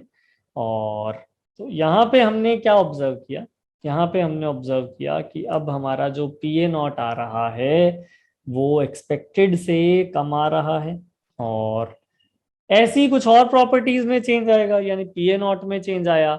इस सॉल्यूशन का आप बॉइलिंग पॉइंट चेक कीजिए, वो भी आपको अलग मिलने वाला है। इस सॉल्यूशन का आप मेल्टिंग पॉइंट या फ्रीजिंग पॉइंट चेक कीजिए, वो भी आपको थोड़ा अलग मिलने वाला है। ये सारे जो केसेस हैं, ये सारे केसेस अगर आप देखेंगे, ऑल दीज चेंजेस क्या क्या, lowering of vapour pressure, so I will put it like relative lowering of vapor pressure, increase in boiling point and decrease in freezing point। हमने क्या ऑब्जर्व किया, they seem to depend on number of solute particle but not on nature, but not on their nature। यानी ये number of solute particles पे depend कर रहे हैं लेकिन नेचर ऑफ सॉल्यूट पार्टिकल पे डिपेंड नहीं कर रहे। और अगर ऐसा हो रहा है तो इन प्रॉपर्टीज को क्या बोला जाता है, we call them colligative properties. These properties are called colligative properties. और इनसे हमें आइडिया लगता है कि सॉलिड्स जब लिक्विड में डिसॉल्व होते हैं तो क्या क्या तरह के चेंजेस हम एक्सपेक्ट कर सकते हैं। तो आपसे कोई पूछे कि कॉलिगेटिव प्रॉपर्टीज क्या हैं, so the properties which depend on the number of solute particles but not on the nature of solute particles are called colligative properties। चार तरह की colligative properties हमें पढ़नी है, उनको हम डिस्कशन स्टार्ट कर सकते हैं। तो आप पहला case relative lowering of vapour pressure को ऑलमोस्ट आप समझ ही चुके हैं क्या होने वाला है। इसी केस को बस थोड़ा सा अगर मैं फाइनली पुट करूं अपने वर्ड्स में तो मैं क्या बोलूंगा कि सपोज कीजिए ये आपके पास A था, इसमें आपने एक non volatile soluble impurity B मिलाई जो कि इसके सरफेस पे जाके कहीं कहीं बैठ गई है, जिसकी वजह से अब जो PT आ रहा है तो आइडियली तो क्या होना चाहिए था, वो PA0 का ये प्लस PB0 का भी होना चाहिए था। लेकिन क्योंकि B नॉन वोलेटाइल है, और अगर वो नॉन वोलेटाइल है तो हम क्या बोल सकते हैं, हम बोल सकते हैं कि जो PB0 होगा वो किसके बराबर होगा, 0 के बराबर। पीबी नॉट इस केस में 0 के बराबर है, तो आप क्या एक्सपेक्ट करेंगे कि जो पीटी इस केस में आएगा वो पी ए नॉट टाइम्स का ये आएगा। अब एक इंटरेस्टिंग चीज क्या है कि अगर ओरिजिनली पीटी आता हमारे पास, है ना, तो अगर हमारे पास ओरिजिनली वेपर प्रेशर आता तो वो पी ए नॉट आता। अब कितना आ रहा है, वो आ रहा है P A not minus P ए। तो अगर मैं बात करूं लोअरिंग ऑफ वेपर प्रेशर, तो कितनी लोअरिंग हुई है, P A not minus P A not का ये, यानी कि क्या है, P A not minus sorry P A not times 1 minus का ये, 1 माइनस का ये ही तो क्या है, 1 माइनस का ये ही तो क्या हुआ, काई भी हो गया जी। और अगर मैं relative lowering of vapour pressure की बात करूं, यानी कि इस पूरे को मैं किससे डिवाइड कर दूं, इस पूरे को मैं डिवाइड कर दूं पी ए नॉट से, तो वो relative lowering of vapour pressure आपको किसके बराबर मिल रही है, दैट इज इक्वल टू काई। तो यहां से हमें क्या आइडिया लग रहा है कि relative lowering of vapour pressure solute के मोल फ्रैक्शन पे डिपेंड कर रही है, उससे हमें आइडिया लग रहा है। ठीक है, तो ये चीज हम कंसिडर कर सकते हैं इन दिस पार्ट। और इसको आप delta P A not upon P A not लिख सकते हैं। ठीक है, आप इसमें कितना कितना डिक्रीज है और कितना एक्चुअल प्रेशर था उससे अगर आप रिलेट करना चाहें, so this can be the thing. ठीक है, अच्छा एक चीज जो मैं आपको और कराऊंगा, once we are done with discussion of all this, 3 forms जो हमारे पास आएंगे, डाल्टन्स लॉ, और जो आप बहुत पहले पढ़ चुके हैं गैसेस में, उसके बाद हेनरीज लॉ जो आज हमने पढ़ा, और राउल्ट्स लॉ।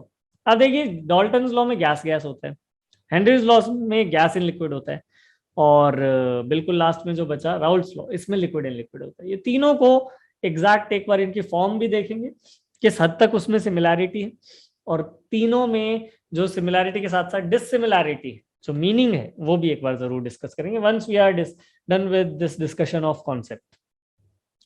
एक बार नेक्स्ट कॉन्सेप्ट जो हम डिस्कस करना चाह रहे हैं वो है elevation in boiling point.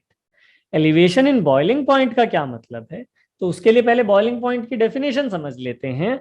Boiling point और मेल्टिंग पॉइंट दोनों की ही डेफिनेशन समझ लेते हैं, मेरे को लगता है। तो बॉइलिंग पॉइंट क्या है, temperature at which vapour pressure of solvent या फिर अगर सॉल्यूशन जो भी आप ले रहे हैं becomes equal to atmospheric pressure. ठीक है, जो भी आपके सराउंडिंग का प्रेशर है उसके बराबर जब आपके सॉल्यूशन का या सॉल्वेंट का प्रेशर बन जाता है, उसको हम वेपर प्रेशर, उसको हम बॉइलिंग पॉइंट बोलते हैं, ऐसा टेम्परेचर। तो ऐसा टेम्परेचर अगर आप जैसे वाटर के लिए कंसिडर करें, तो सी लेवल पे वाटर का जो बॉइलिंग पॉइंट माना गया है that is 100 degree Celsius. Freezing point क्या है, फ्रीजिंग पॉइंट ऐसा पॉइंट मान लीजिए टेम्परेचर एट विच, आप ये भी बोल सकते हैं कि solid and liquid phase are in equilibrium with each other, ये भी बोल ही सकते हैं। और दूसरा क्या बोल सकते हैं, और when their vapour pressure is same, यानी कि किसी कंपोनेंट का जो प्रेशर आ रहा है वो सॉलिड फेज में और लिक्विड फेज में अगर वो सेम आ रहा है, तो उस पॉइंट को हम फ्रीजिंग पॉइंट या मेल्टिंग पॉइंट भी बोल सकते हैं। इसको एक बार ग्राफ से समझ लें। इसको अगर हम ग्राफ से समझना चाहें तो आई थिंक आपको फेज डायग्राम्स का कॉन्सेप्ट पता होगा। आप क्या करते हैं कि आप अलग अलग टेम्परेचर और अलग अलग प्रेशर पे स्टेट बस निकालते हैं कि क्या स्टेट आ रही है क्या नहीं आ रही। जैसे कि मैं आपको बोलूं वाटर 1 एटीएम और 25 डिग्री सेल्सियस पे क्या होगा, तो वो लिक्विड होगा। तो आपने उसको यहाँ मान लीजिए प्रेशर और यहाँ टेम्परेचर, तो आपने 25 डिग्री सेल्सियस 1 एटीएम को प्लॉट कर दिया और बोल दिया ये लिक्विड है। अगर मैं आपसे बोलूं कि 1 डिग्री सेल्सियस और 1 एटीएम पे क्या होगा, तो भी लिक्विड होगा, तो आपने यहाँ कहीं प्लॉट कर दिया। तो ऐसे अलग अलग पॉइंट्स पे आप पूरा टेम्परेचर वर्सेस प्रेशर की कंडीशंस लेके आप प्लॉट करते जाते हैं, तो आपको एक बहुत ही प्यारा सा ग्राफ मिलता है इस तरीके का। अगर हम ये ग्राफ बनाएं तो ये इस तरीके का ग्राफ हमें मिलता है। हाँ, ये हम बोल सकते हैं कि हमें ग्राफ मिल जाता है। फेज डायग्राम जिसको कन्वेंशनली बोला जाता है। तो वाटर के लिए फेज डायग्राम कुछ इस तरीके का दिखता है। तो ये पोर्शन सॉलिड को रिप्रेजेंट कर रहा होता है एक्सट्रीम, ये लिक्विड को, और ये गैस फेज को। और ऑफ कोर्स बाउंड्री पे अगर आप बोलें कोई चीज, मान लीजिए ऐसे टेम्परेचर और ऐसे प्रेशर पे है जो बिल्कुल इस कर्व पे ही आ रहा है, तो उसको आप ऑफ कोर्स बोल सकते हैं कि वो अभी जो फेज है वो सॉलिड और गैस दोनों ही फेज हैं, यानी कि वो चीज या तो आप बोल सकते हैं सब्लिमेशन अंडरगो कर रहा है या डिपोजिशन अंडरगो कर रहा है। कोई ऐसा पॉइंट जहां एग्जैक्ट सॉलिड और लिक्विड दोनों आ रहे हैं तो हम बोल सकते हैं कि अब ये प्रोसेस अभी मेल्टिंग या फ्रीजिंग चल रहा है। अगर हम इस पॉइंट को हिट कर गए तो इसको ट्रिपल पॉइंट बोला जाता है। इनफैक्ट आपको शायद पता हो, जब लिक्विड और गैस का जो लास्ट पॉइंट ऑफ सेपरेशन है उसको क्रिटिकल पॉइंट बोला जाता है। ये सारी चीजें मतलब फेज डायग्राम के थ्रू आई एम होपिंग आपको पहले से पता हो, राइट। तो जैसे ये अगर मैं ABCD लिखना चाहूँ तो D यहाँ पे क्रिटिकल पॉइंट है, क्योंकि इसके बाद कोई सेपरेशन है ही नहीं लिक्विड और गैस में, लिक्विड एग्जिस्ट नहीं करेगा इसके बाद। C आपके लिए ट्रिपल पॉइंट है, तीनों फेज एक साथ एग्जिस्ट कर रहे हैं, ठीक है। A रिप्रेजेंट कर रहा है सॉलिड से गैस जाना यानी सब्लिमेशन या डिपोजिशन। B यहाँ पे बता रहा है सॉलिड से लिक्विड जाना यानी कि बॉइलिंग या फिर कंडेंसेशन। ये सारी चीज हो जाएगी, ठीक है। अब अगर हम इसको कहाँ पे समझें, अभी के लिए सिर्फ और सिर्फ हम इसमें डील करना चाहते हैं लिक्विड वाला पार्ट, यानी अ, हम इसमें बाकी चीज़ों को लेके ज़्यादा अभी कंसर्न नहीं है। हम ये डिस्कस करना चाहते हैं कि किस तरीके से वेरिएशन होगा जब हमारे पास प्योर सॉल्वेंट है और उस सॉल्वेंट में हमने कुछ ना कुछ सॉल्यूट ऐड कर दिया है, ठीक है। तो आप ऐसा समझिए, सपोज कीजिए this is 1 ATM, okay, this is 1 ATM। अभी के लिए प्योर सॉल्वेंट के लिए this point can be called as what, this can be called as boiling point, क्योंकि प्योर सॉल्वेंट का वेपर प्रेशर अभी कितना हिट कर गया है, 1 ATM। और मान लीजिए 1 ATM ही इस टाइम का क्या है, एटमॉस्फेरिक प्रेशर है। अभी के लिए आप इस पॉइंट को बोल सकते हैं कि ये क्या है, ये आपके लिए फ्रीजिंग पॉइंट है, क्योंकि vapour pressure of solid phase और vapour pressure of liquid phase जो है इस पॉइंट पे अभी के लिए बराबर है, ठीक है। तो ये हमारे पास नॉर्मल केसेस में फ्रीजिंग पॉइंट और बॉइलिंग पॉइंट की डेफिनेशन। अब आप ऐसा समझिए कि जब आप एक सॉल्यूशन लेंगे तो सॉल्यूशन में क्या होने वाला है, सॉल्यूशन में आपके पास देखिए क्या है, आपके पास लिक्विड में ए भी है और इम्प्योरिटी बी भी है। लिक्विड स्टेट में दोनों है, लिक्विड स्टेट में आपके पास ए प्लस बी दोनों मिक्स हो रखे, लेकिन जब वो वेपर्स बन रहे हैं तो सिर्फ कौन जा रहा है, जब वो वेपर्स बन रहे हैं तो सिर्फ ए के वेपर्स बन रहे हैं।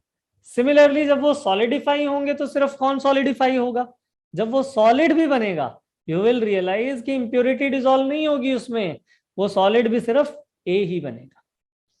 ये चीज आप समझ पा रहे हैं, बहुत इंपॉर्टेंट पॉइंट है। And this is probably the crux of this whole colligative property, कि लिक्विड में ए और बी साथ हैं, ठीक है, लेकिन जब वेपर्स बनेंगे तो भी ए के बनेंगे सिर्फ, और जब सॉलिड बनेगा अगर फ्रीजिंग होगी तो भी सिर्फ ए की ही फ्रीजिंग होगी।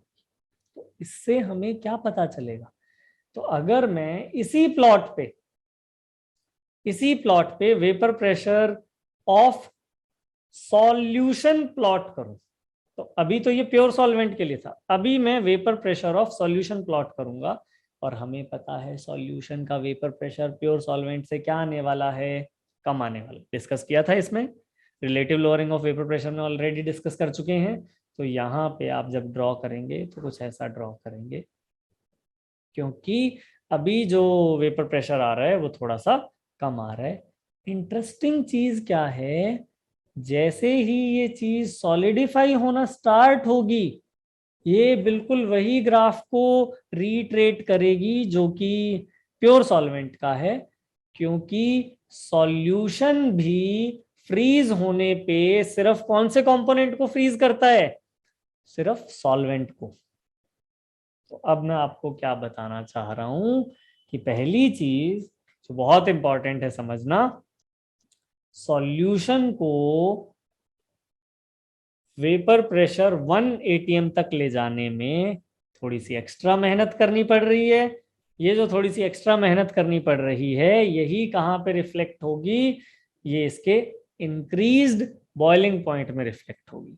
तो आप ऑब्जर्व करेंगे कि सॉल्यूशन का जो बॉइलिंग पॉइंट आता है वो थोड़ा सा ज्यादा आता है। और दूसरी इंटरेस्टिंग चीज क्या है? दूसरी इंटरेस्टिंग चीज है ये वाला पॉइंट। इस पॉइंट पे जब लिक्विड और सॉलिड फेज का वेपर प्रेशर बराबर हुआ है तो ये जो टेम्परेचर आ रहा है ये टेम्परेचर पिछले के केस में कम आ रहा है। तो बॉइलिंग पॉइंट तो सॉल्यूशन का बढ़ गया ओरिजिनल सॉल्वेंट से, लेकिन जो फ्रीजिंग पॉइंट है सॉल्यूशन का वो क्या हो गया? कम हो गया ओरिजिनल के कंपैरिजन में। यानी हमने एलिवेशन किया बॉइलिंग पॉइंट में, लेकिन डिप्रेशन हुआ किसमें? Freezing point. तो ये कॉन्सेप्ट हमें समझना होगा, और अगर हम ये कॉन्सेप्ट समझ जाते हैं तो हम ये दोनों properties, elevation in boiling point and depression in freezing point, दोनों को बहुत इजीली अब रिलेट कर पाएंगे। तो आप क्या बोल सकते हैं कि डेल्टा टीबी यानी कि कितना बॉइलिंग पॉइंट इंक्रीज हुआ, that you will find is proportional to the molality of solute used. Okay, और ये जो कांस्टेंट आएगा इसको हमने क्या बोलना शुरू कर दिया? केबी टाइम, मतलब केबी यानी कि इसको आप डिप्रेशन, मोलल डिप्रेशन कांस्टेंट बोल सकते हैं। सो और मोलल डिप्रेशन कांस्टेंट, कई बार इसको आप देखेंगे क्रायोस्कोपिक कांस्टेंट भी सॉरी इबुलियोस्कोपिक कांस्टेंट भी बोला जाता है, क्योंकि ये बॉइलिंग से रिलेटेड है। तो इबुलियोस्कोपिक कांस्टेंट भी बोल सकते हैं, मोलर डिप्रेशन कांस्टेंट भी बोल सकते हैं, दोनों टर्म इसके लिए यूज हो सकती हैं। And quantitatively this is the equation for elevation in boiling point of a solution due to soluble non-volatile solute. Depression in freezing point discussion हम ऑलरेडी कर चुके हैं। मैं आपको सिर्फ फॉर्मूला बता रहा हूं कि अगर आपसे पूछा जाए कितना डिक्रीज आएगा तो वो डिक्रीज किसके प्रोपोर्शनल है? Again molality of the solute we are using, and that delta TF would be equal to KF into molality. तो ये चीज भी हमारे लिए इक्वली इंपॉर्टेंट है। ठीक है, तो ये दोनों चीजें काफी इंपॉर्टेंट है, इनको समझना काफी जरूरी है। यानी कि अगर आप 100 डिग्री जो वाटर का 100 डिग्री सेल्सियस जो वाटर का नॉर्मल बॉइलिंग पॉइंट और 0 डिग्री सेल्सियस जो वाटर का जनरल फ्रीजिंग पॉइंट एक्सपेक्ट करते हैं, अभी देखिए कितना इंटरेस्टिंग केस बनता है इस पे। वो केस क्या है कि ये हमारी रेंज है वाटर के लिए, वाटर 0 डिग्री सेल्सियस पे फ्रीज हो गया और 100 डिग्री सेल्सियस पे बॉयल हो गया। सपोज कीजिए आपने उसमें नमक डाल दिया। नमक डालने पे आप ऑब्जर्व करेंगे कि वाटर का जो बॉइलिंग पॉइंट है वो थोड़ा सा इंक्रीज हो जाएगा। इसीलिए हम सब्जी बनाते टाइम उसमें नमक पहले जरूर डालेंगे, या आलू उबालते टाइम आपने देखा होगा नमक हम जरूर डालते हैं। टेस्ट का तो जरूर एक फैक्टर है ही, लेकिन ये फैक्टर भी बहुत इंपॉर्टेंट है कि आपने कुछ भी सॉल्युबल, अगर उसमें सॉल्युबल नॉन वोलेटाइल इम्प्योरिटी बोल दीजिए ऐड किया, तो उससे उसका जो बॉइलिंग पॉइंट है वो बढ़ेगा। ऐसे ही अगर आपने उसमें क्या बोलना चाहिए, अगर आपने नमक ऐड किया है और उसी सॉल्यूशन को आप फ्रीज करने की कोशिश करें तो वो 0 पे फ्रीज नहीं होगा, अब वो फ्रीज होगा सब 0 टेम्परेचर पे। और इसका फायदा क्या है? इसका फायदा ये है कि सपोज कीजिए अब आपने इतना नमक डाल दिया कि जो वाटर का फ्रीजिंग पॉइंट है वो -1 डिग्री सेल्सियस हो गया, और ज्यादा नमक डाल दिया -2 डिग्री सेल्सियस हो गया। अभी मानिए कि बर्फ जमी हुई है और आसपास का टेम्परेचर है 1.5 डिग्री सेल्सियस। तो अगर आपने उस बर्फ पे नमक डाल दिया तो अब जो वो लिक्विड सॉलिड का मिक्सचर है उसका उसका जो फ्रीजिंग पॉइंट होना चाहिए वो -2 होना चाहिए। जब तक आपने नमक नहीं डाला था वो क्यों जमी हुई थी? क्योंकि बाहर का टेम्परेचर है -1.5, आप सिचुएशन को समझिए कि -1.5 डिग्री सेल्सियस अभी एटमॉस्फेरिक टेम्परेचर है, इसलिए बर्फ जमी हुई है। आपने सॉल्ट ऐड किया, सॉल्ट ऐड करते ही ये टेम्परेचर कितना आ गया इनका, इनका जो बॉइलिंग पॉइंट सॉरी इनका जो फ्रीजिंग पॉइंट बन गया वो बन गया -2 डिग्री सेल्सियस। अभी वो आइस और वाटर का मिक्सचर अपने फ्रीजिंग पॉइंट से ज्यादा टेम्परेचर पे आ गया suddenly, just by addition of salt. और अगर ऐसा हुआ है तो हम पक्का क्या बोल सकते हैं, अब अगर वो अपनी स्टेट सॉलिड रखना भी चाहे तो नहीं रख सकता, क्योंकि अब वो अपने फ्रीजिंग पॉइंट से ज्यादा पे है। तो वही नमक आपको पानी का जो बॉइलिंग पॉइंट है उसको इंक्रीज करने में हेल्प कर रहा है, और वही नमक आपको उसी पानी के सॉल्यूशन का जो फ्रीजिंग पॉइंट है उसको डिक्रीज करने में हेल्प कर रहा है। ठीक है, तो दो एप्लीकेशन आप साइमल्टेनियसली समझ सकते हैं। और क्योंकि ये चीज सिर्फ नमक के लिए ट्रू नहीं है, आप कोई और पर्टिकुलर सॉल्वेंट भी सॉल्यूट भी डालें जो कि नॉन वॉलेटाइल भी हो और सॉल्युबल भी हो, उससे भी यही चेंजेस आएंगे। बार बार मैं सॉल्युबल क्यों बोल रहा हूँ, मान लीजिए आपने सॉल्युबल चीज नहीं डाली तो क्या होगा, कोई दिक्कत नहीं है, वो तो नीचे जाके बैठ जाएगी, बस जो वेपर्स बनने थे वो वेपर बनेंगे, एक है। तो नॉन सॉल्युबल से कुछ फर्क नहीं पड़ता। वोलेटाइल वाला पार्ट क्यों नहीं डील कर रहे, तो वोलेटाइल वोलेटाइल दोनों को ही वोलेटाइल कर रहे हैं, तो फिर तो लिक्विड इन लिक्विड ही कर लिया था ना, वहां दोनों वोलेटाइल थे ही ऑलरेडी। ठीक है, तो इसलिए यहाँ पे ये दोनों फैक्टर्स को कंसीडर करना जरूरी है। Let's deal with osmotic pressure now. Osmotic pressure हमें क्या बताता है, बहुत ही इंटरेस्टिंग कॉन्सेप्ट है। बहुत स्टूडेंट बहुत गलती करते हैं इसमें, आपको पहले कॉन्सेप्ट को सही से समझना पड़ेगा। एक 9th-10th में कुछ डेफिनेशन हमने उल्टी सीधी याद कर ली थी, उसके चक्कर में बड़ी कंफ्यूजन होती है। आप ऐसा समझिए, आपके पास एक कंटेनर है जहां आपने दो बीकर्स रखे हुए हैं, इधर प्योर वाटर है, इधर प्योर वाटर है, और इधर आपके पास एक सॉल्यूशन है जिसमें वाटर विद ग्लूकोज है। So there is water along with glucose also. आपने अभी इनमें नॉर्मल मेम्ब्रेन लगा दी, there is some normal membrane, semi permeable नहीं, जो जो बड़ा इसका एक बोलना चाहिए इंपॉर्टेंट फीचर है, कोई भी नॉर्मल मेम्ब्रेन लगाइए। अब आप समझिए क्या होगा, कुछ ऐसा होना चाहिए कि यहाँ पे क्योंकि प्योर वाटर है, और इस साइड अगर देखें तो वाटर तो है लेकिन साथ साथ में ग्लूकोज भी है। तो होना क्या चाहिए, वाटर की परसेंटेज लेफ्ट साइड में ज्यादा है, वाटर की परसेंटेज अगर लेफ्ट साइड में ज्यादा है तो वाटर को आइडियली फ्लो करना चाहिए इस साइड, और ग्लूकोज की परसेंटेज अगर हम देखें तो राइट साइड में ज्यादा है, ग्लूकोज को फ्लो करना चाहिए किस साइड, ग्लूकोज को फ्लो करना चाहिए राइट टू लेफ्ट। और ये कब तक होता रहेगा, ये तब तक होता रहेगा जब तक इक्विलिब्रियम दोनों में अचीव नहीं हो जाता, तब तक दोनों का बिल्कुल इक्वल सा कॉम्पोजिशन नहीं बन जाता। बिल्कुल यही कंसेप्ट होना चाहिए। आपने इस सिचुएशन को थोड़ा सा ट्वीक कर दिया, नॉर्मल मेम्ब्रेन की जगह क्या ऐड करके, नॉर्मल मेम्ब्रेन की जगह सेमी परमिएबल मेम्ब्रेन ऐड करके। जैसे ही आपने सेमी परमिएबल मेम्ब्रेन यूज की, सेमी परमिएबल उसके नाम से ही क्या समझ लग रहा है, कुछ के लिए परमिएबल कुछ के लिए नॉन परमिएबल। जैसे ही आपने ये कहानी की यू विल रियलाइज कि भाई मान लीजिए हमने जो सेमी परमिएबल, अब देखिए कई बार बड़ा कंफ्यूजन हो जाता है कि सेमी परमिएबल मेम्ब्रेन किसको रोकेगा किसको नहीं रोकेगा। आप वाटर ले रहे हैं और उसमें कोई बड़ा सा सॉल्यूट ले रहे हैं, अभी जैसे ग्लूकोज का एग्जांपल है, वाटर एक छोटा सा मॉलिक्यूल, ग्लूकोज बहुत बड़ा मॉलिक्यूल। तो ऑब्वियसली सेमी परमिएबल मेम्ब्रेन आप देखेंगे ऐसा होता है जो सॉल्वेंट को पास करने से अलाउ करता है, सॉल्यूट को पास करने से अलाउ नहीं करता। बहुत सारी एनिमल मेम्ब्रेन, बहुत सारी प्लांट मेम्ब्रेन या सेलोफेन आपने एग्जांपल सुना होगा, they can be considered as semi permeable membrane. अब आप देखिए क्या होगा कि वाटर तो अब भी इधर जाना चाह रहा है, क्योंकि उसे दिख रहा है कि राइट साइड के चैम्बर में वाटर की जो कॉन्सेंट्रेशन है, या काई के टर्म्स में बात कीजिए, कितना आसान है सोचना, काई ऑफ वाटर इधर जो है वो ज्यादा है इधर से, बोल सकते हैं ना, काई ऑफ वाटर लेफ्ट साइड में ज्यादा है राइट साइड से, तो वाटर इधर फ्लो कर रहे हैं। अब देखिए ग्लूकोज का जो काई है इकाई ऑफ ग्लूकोज जो है राइट साइड में वो ज्यादा तो है, लेकिन हमने ऑप्शन ही नहीं दिया ना ग्लूकोज को। ये आना चाह रहा था लेकिन हमने बीच में ही क्या लगा दी, सेमी परमिएबल मेम्ब्रेन।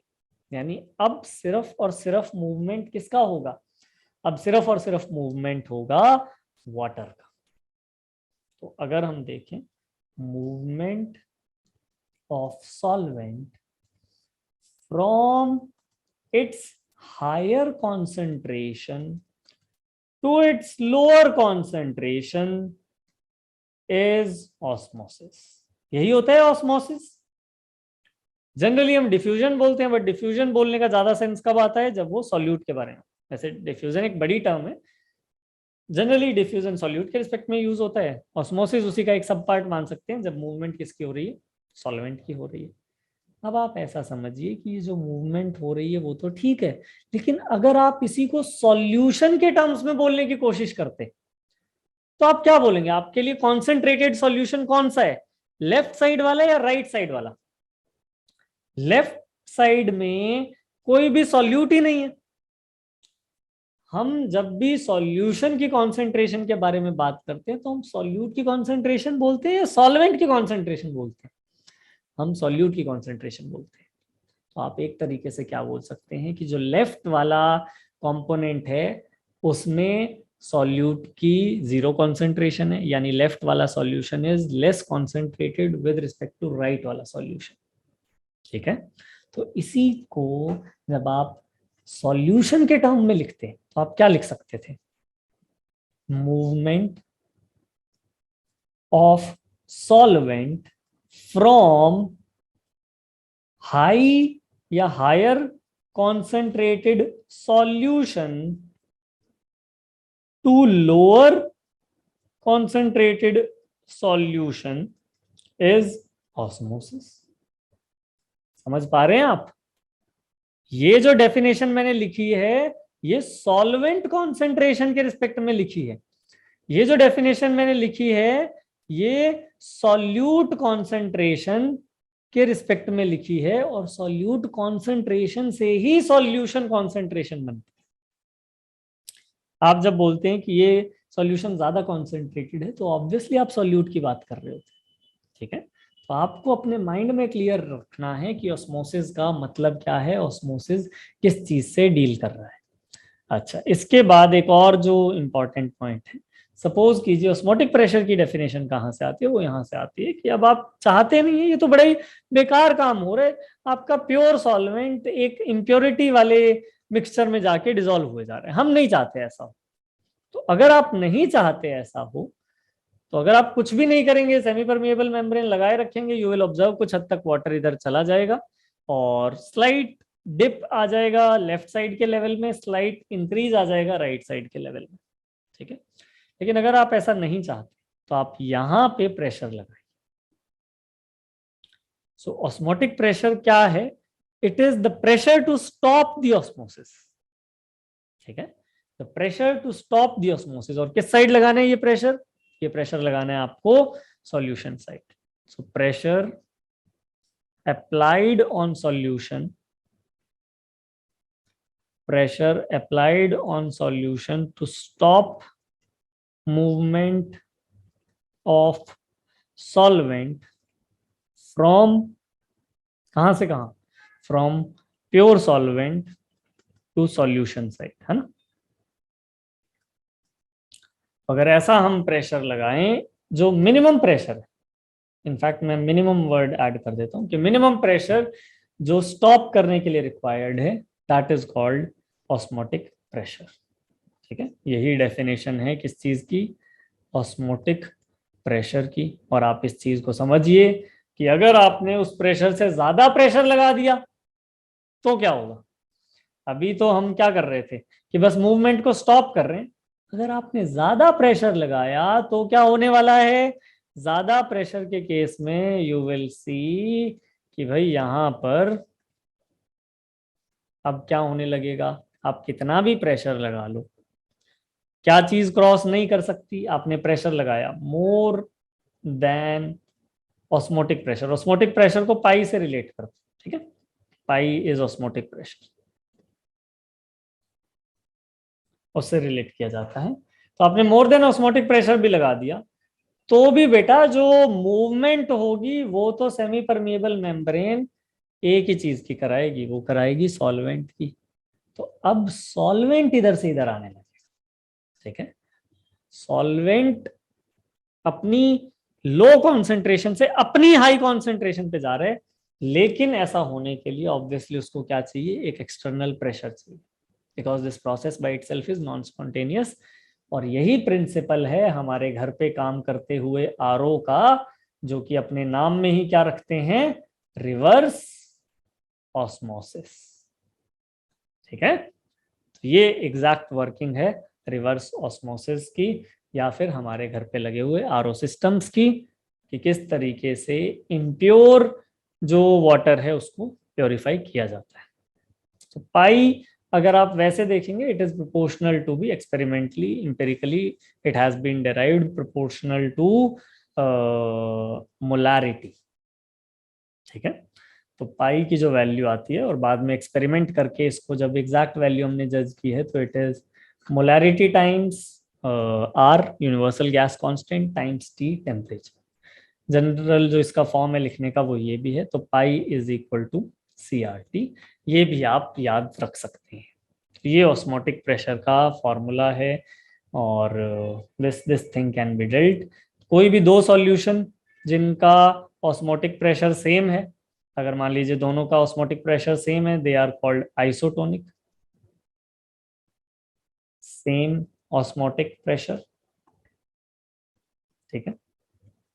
और एक का अगर हायर है, सपोज कीजिए यहाँ पे आपने मोलैरिटी 2 रख ली और यहाँ 1 मोलर रख लिया, टेम्परेचर दोनों साइड 298 केल्विन है, ठीक है, आर तो है ही कांस्टेंट। तो जहां पर ऑस्मोटिक प्रेशर ज्यादा है उस सॉल्यूशन को आप बोलेंगे हाइपरटोनिक, और जहां पर ऑस्मोटिक प्रेशर कम है उस सॉल्यूशन को आप क्या बोलेंगे, हाइपोटोनिक। तो कॉन्सेंट्रेशन से भी रिलेट कर सकते हैं कि सेम टेम्परेचर पे जहां सॉल्यूट की ज्यादा कॉन्सेंट्रेशन है वो हाइपरटोनिक है, जहां सॉल्यूट की कम कॉन्सेंट्रेशन है वो कैसा है, हाइपोटोनिक है। तो ये सारा हमारा एक क्रिस्प डिस्कशन है जो भी कॉलिगेटिव प्रॉपर्टीज होती हैं उनके बारे में। एक बहुत इंपॉर्टेंट कंपोनेंट लेकिन यहाँ पे अभी हम डील करेंगे, वो कंपोनेंट क्या है, वेंट ऑफ फैक्टर। यानी कि बहुत बार आप देखेंगे कि चीजें वाटर में जाके या किसी भी सॉल्वेंट में जाके या तो डिसोसिएट हो जाती हैं या एसोसिएट हो जाती हैं। तो उन केसेस में किस तरीके से कॉलिगेटिव प्रॉपर्टीज में चेंज आता है वो भी हमें अब डील करना है, और उसके बाद we will start doing some questions on these concept. अब जो पार्ट हमें करना है वो है वेंट ऑफ फैक्टर, क्योंकि वेंट ऑफ फैक्टर से जितनी भी हमने अभी कॉलिगेटिव प्रॉपर्टीज के रिलेशन पढ़े हैं वो थोड़ा थोड़ा चेंज हो जाते हैं, और वो चेंज क्यों होते हैं वो समझना बड़ा जरूरी है। उनके चेंज होने का रीजन है कि सपोज करो आपने क्या किया, आपने NaCl पुट किया एक सॉल्यूशन में, और उस सॉल्यूशन में NaCl पुट करने के बाद आपको लगा कि आपने उसका सपोज कीजिए वन मोलल सॉल्यूशन प्रिपेयर कर दिया। किसी दूसरे इंसान ने ग्लूकोज का 1 मोलल सॉल्यूशन पुट कर दिया, और किसी तीसरे इंसान ने MgCl2 का 1 मोलल सॉल्यूशन प्रिपेयर कर दिया। ये तीनों एक्वस सॉल्यूशन, ये तीनों सॉल्यूशन एक्वस सॉल्यूशन है जो हमने प्रिपेयर किए 1 मोलल ईच। अगर ये प्रिपेयर हुए होते, और अगर हम उस प्रॉपर्टी को कंसीडर करें कि कॉलिगेटिव प्रॉपर्टी नेचर पे डिपेंड नहीं करती, क्वांटिटी पे डिपेंड करती है, नंबर ऑफ पार्टिकल्स पे डिपेंड करती है, तो हम क्या एक्सपेक्ट करते कि तीनों केसेस में जो भी डेल्टा TF या डेल्टा TB जो भी ये चीज आनी चाहिए थी, या for that matter osmotic pressure, ये क्या आना चाहिए था, सेम आना चाहिए था। लेकिन ऐसा बिल्कुल भी नहीं हो पाया। इनफैक्ट हमने ऑब्जर्व किया कि अगर यहाँ पे चेंज सपोज करो 1 केल्विन का आ रहा था, तो यहाँ पर चेंज आया 2 केल्विन का, जबकि यहाँ पर चेंज आया 3 केल्विन का। यानी कि क्लियरली जितना हम एक्सपेक्ट करके चल रहे थे, एक केस में तो उतना ही आ पाया, लेकिन बाकी दो में डबल और ट्रिपल भी आ गया। तो उसको जब स्टडी करने की कोशिश की गई, उसको स्टडी किया गया वेंट ऑफ फैक्टर के थ्रू। अब वेंट ऑफ फैक्टर का मतलब क्या है? वेंट ऑफ फैक्टर का मतलब है कि आप कोई भी सॉल्यूट जब ऐड करते हो तो वो सॉल्यूट ऐड होने के बाद खुद को कितने पार्टिकल्स में डिसोसिएट कर लेता है। तो अगर हम ग्लूकोज का एग्जांपल लें, ग्लूकोज नॉन इलेक्ट्रोलाइट है, वो खुद को डिसोसिएट नहीं करेगा, तो वो तो एक पार्टिकल में रहेगा। लेकिन NaCl की अगर बात करें तो NaCl खुद को दो पार्ट में Na+Cl- खुद को बहुत इजीली ऐसे डिसोसिएट कर सकता है, और डिसोसिएट कर सकता है तो इसका मतलब क्या हो गया, इसका जो वेंट ऑफ फैक्टर है वो कितना हो सकता है, 2 हो सकता है।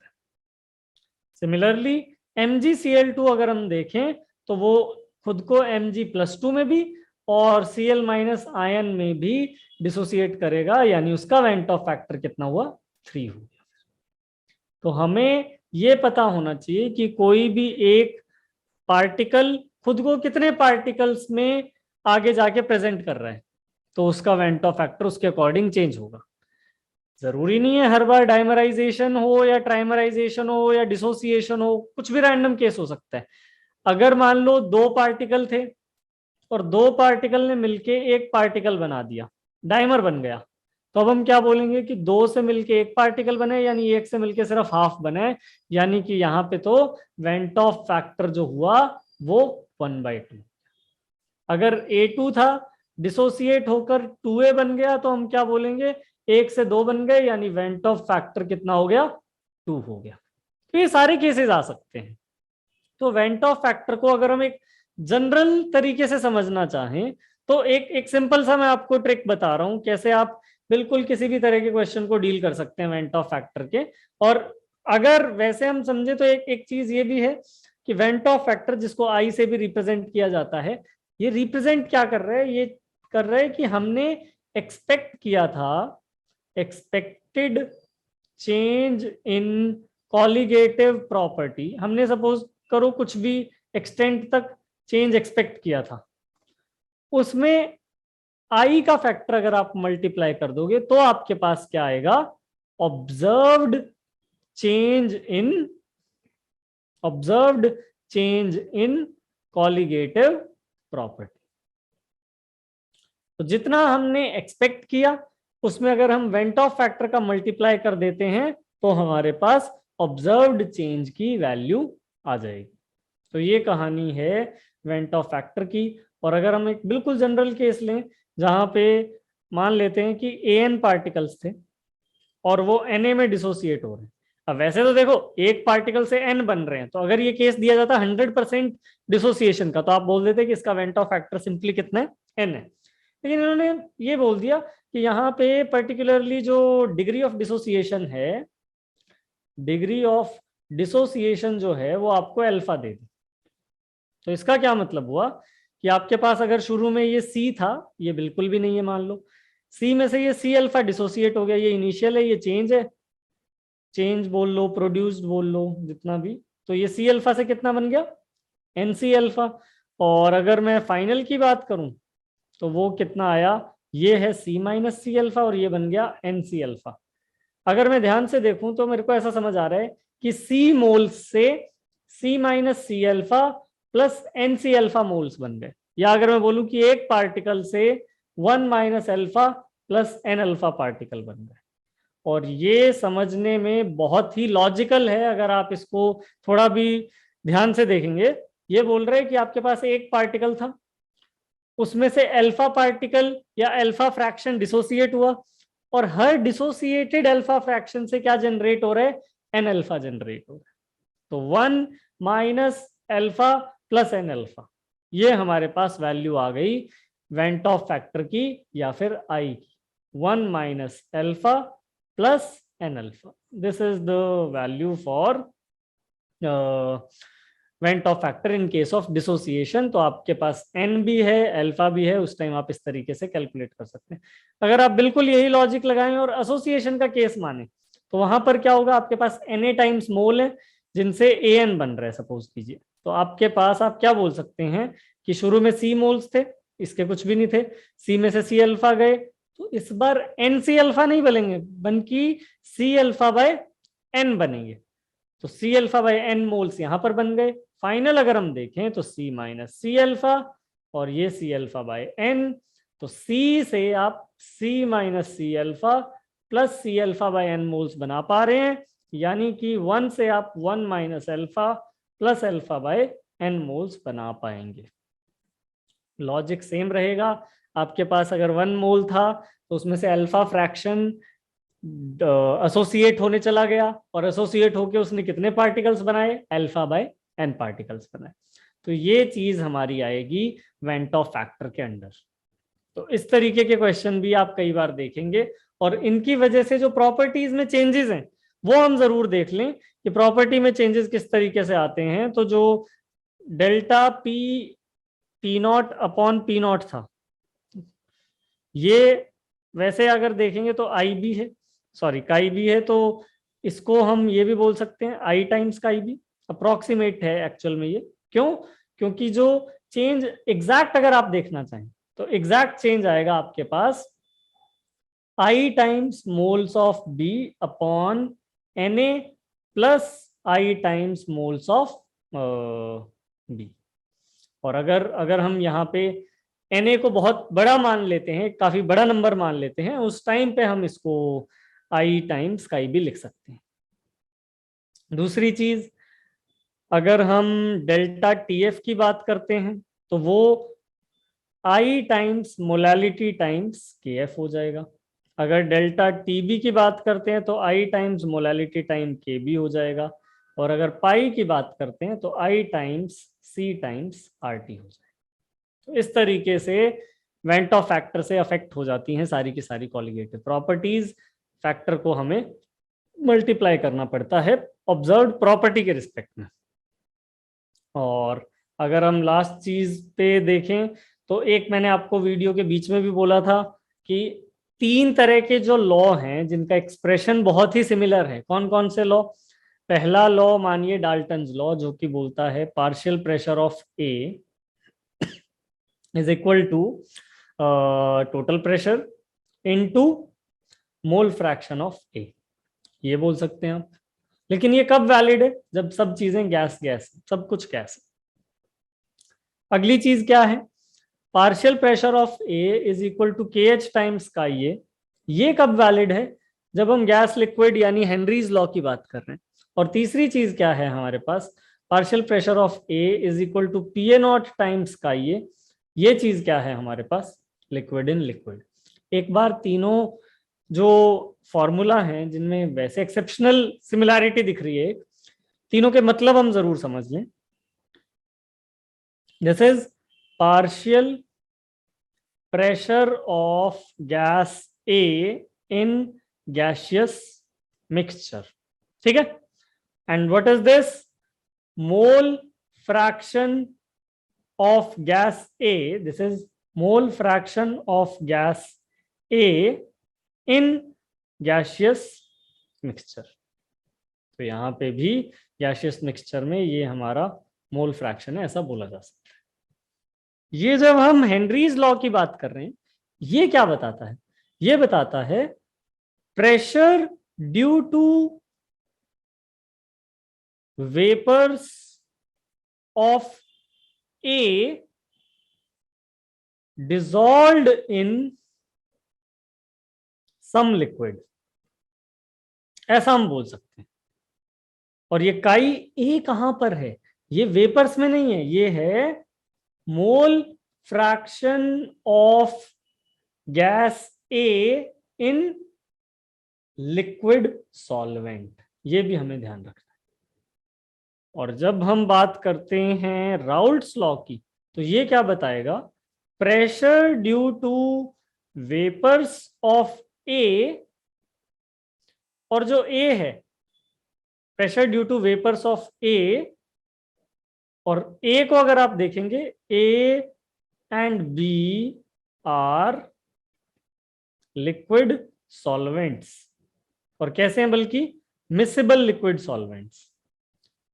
पी ए नॉट क्या है? वेपर प्रेशर है। और काई ए कहां पे होगा? काई ए होगा मोल fraction of A in liquid solution, ठीक है?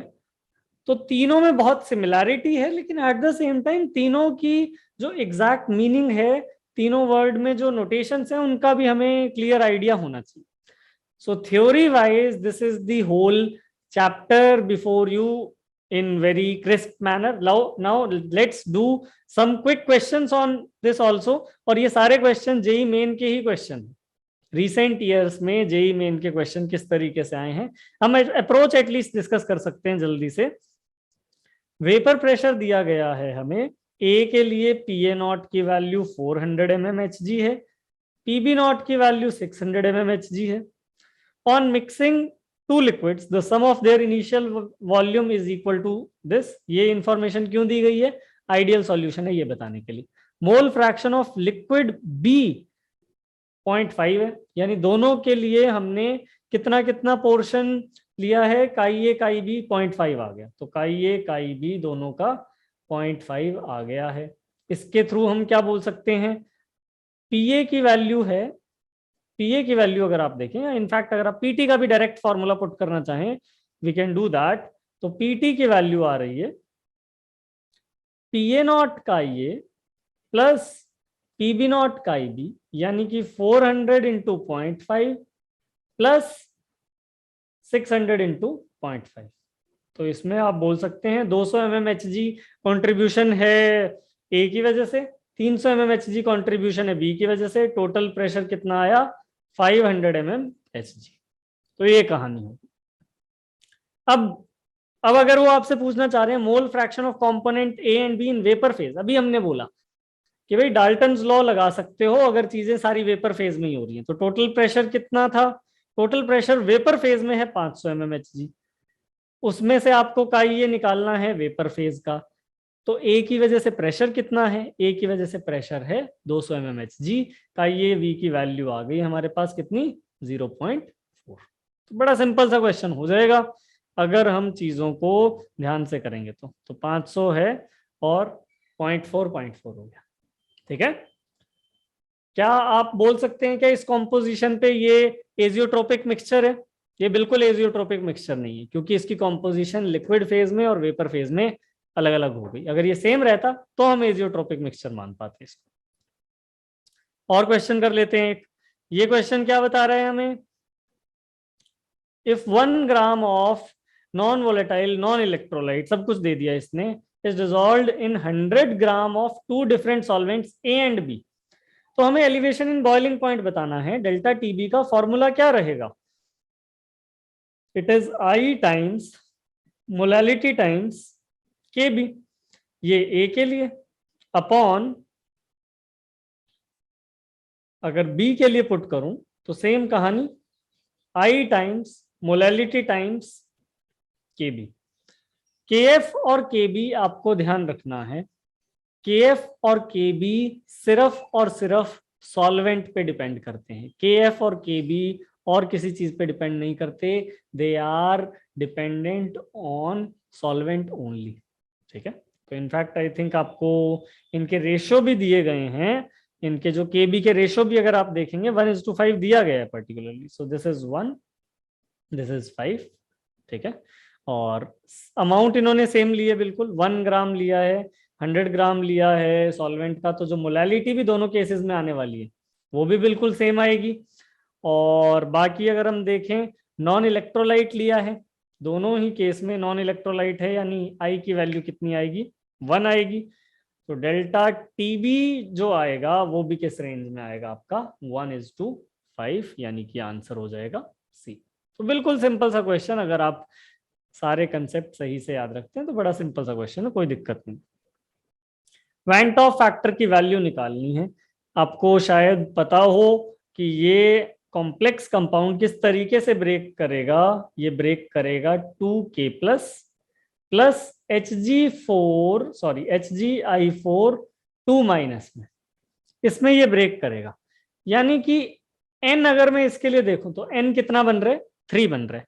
अल्फा अगर मैं देखूं इसके लिए तो वो कितना बन रहा है? 40%, यानी कि 0.4. तो I डिसोसिएशन के केस में हम समझ चुके हैं अब. तो 1 minus alpha plus N alpha, यानी कि 1 माइनस 0.4 प्लस 3 इंटू 0.4, 0.8, सॉरी ये हुआ 6 प्लस दिस इज 1.2 यानी कि 1.8 पे हम आ गए हैं।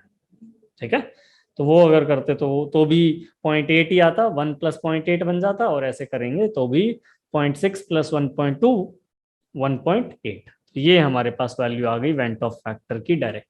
सिंपल सा लॉजिक है, अगर लॉजिक लगाएंगे तो आंसर आ जाएगा, कोई दिक्कत नहीं। आगे चलते हैं। यहाँ पे आपको ग्राफ दिया गया है वेपर प्रेशर का और टेम्परेचर का। ठीक है, इस ग्राफ को देख के एक टेम्परेचर पे कंपेयर करना तो बड़ा मुश्किल लग रहा है। एक मैं बोलूं कि एक टेम्परेचर दे दो और उस पे देखो सबका प्रेशर कितना है, जो कि स्टैंडर्ड तरीका होना चाहिए डील करने का, वो तो बड़ा मुश्किल लग रहा है। ये आप जरूर कर सकते हो कि ये देखो कि 500 mmHg अचीव करने के लिए हमें सबसे ज्यादा टेम्परेचर किस में रेज करना पड़ रहा है? हमें सबसे ज्यादा टेम्परेचर रेज करना पड़ रहा है जेड में, यानी जो अट्रैक्शन की बात है तो जेड में अट्रैक्शन सबसे ज्यादा है। जेड से कम अट्रैक्शन किस में है? वाई में है। वाई से कम अट्रैक्शन किस में है? एक्स में है। क्योंकि अगर एक्स, वाई और जेड लिक्विड फेज में स्ट्रांगली इंटरेक्टिंग नहीं होंगे तो उनसे वेपर्स बनना बहुत आसान होगा। लेकिन हम देख रहे हैं 500 mmHg अचीव करने के लिए सबसे ज्यादा जो मेहनत करनी पड़ रही है हमें, वो कहाँ करनी पड़ रही है? जेड वाले केस में। तो उस टाइम पे हम बोल सकते हैं कि जो ये अट्रैक्शन आएगी ये सबसे ज्यादा आएगी। और इसी के बेसिस पे कौन सी स्टेटमेंट हम सही बोल सकते हैं? एक्स की अट्रैक्शन ज्यादा है वाई से, नहीं, बिल्कुल गलत बात है। एक्स की अट्रैक्शन जेड से ज्यादा है, ये भी गलत बात है। तो एक्स की अट्रैक्शन वाई से कम है, हाँ जी, ये बिल्कुल बात सही है। तो आंसर हमारा सी हो जाएगा, विच इज बी ओनली। तो ग्राफ को इंटरप्रेट करना, थोड़ा सा नॉन कन्वेंशनल सा ग्राफ लग सकता है देख के, उसको इंटरप्रेट करना ये भी एक अच्छा टास्क हो सकता है, बिल्कुल सही है। आगे इस क्वेश्चन को देखें फिर से, वेंट ऑफ फैक्टर और बाकी चीजों को साथ में लेके, क्या क्या दिया हुआ है? Solute A dimerise in water, okay, A 2A से A2 बनता है, कोई दिक्कत नहीं है। The boiling point of a 2 molar solution of A is this much. देखिए, आपको क्वेश्चंस में बहुत बार मोलारिटी और मोलालिटी को सेम मान के क्वेश्चन करना पड़ेगा। एक हिंट इसके लिए ये भी रहेगी, आपको कभी भी डेंसिटी ऑफ सॉल्यूट वगैरह नहीं दिया होगा। अगर डेंसिटी ऑफ सॉल्यूट नहीं दिया गया या कुछ ऐसी चीजें नहीं दी गई जिससे आप मोलारिटी और मोलालिटी को इंटर कन्वर्ट कर पाए, तो इट इज क्लियर हिंट कि आपको मोलारिटी और मोलालिटी दोनों को क्या मानना है? सेम मानना है।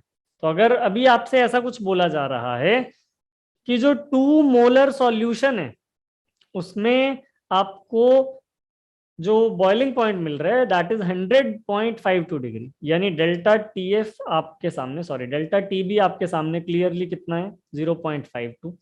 डेल्टा टी बी किसके बराबर होना चाहिए? आई टाइम्स मोलालिटी टाइम्स के बी। आई कितना है निकालेंगे वो तो अभी हम। मोलालिटी कितनी है? मोलालिटी 2 है, तो यहां हमने क्या माना है? मोलारिटी और मोलालिटी को सेम माना है। के बी कितना है? के बी की वैल्यू हमें दिख रही है 0.52। तो ये अगर हमने पुट किया तो यहां से क्या समझ आया? यहां से ये समझ आ गया कि आई की वैल्यू 1/2 है।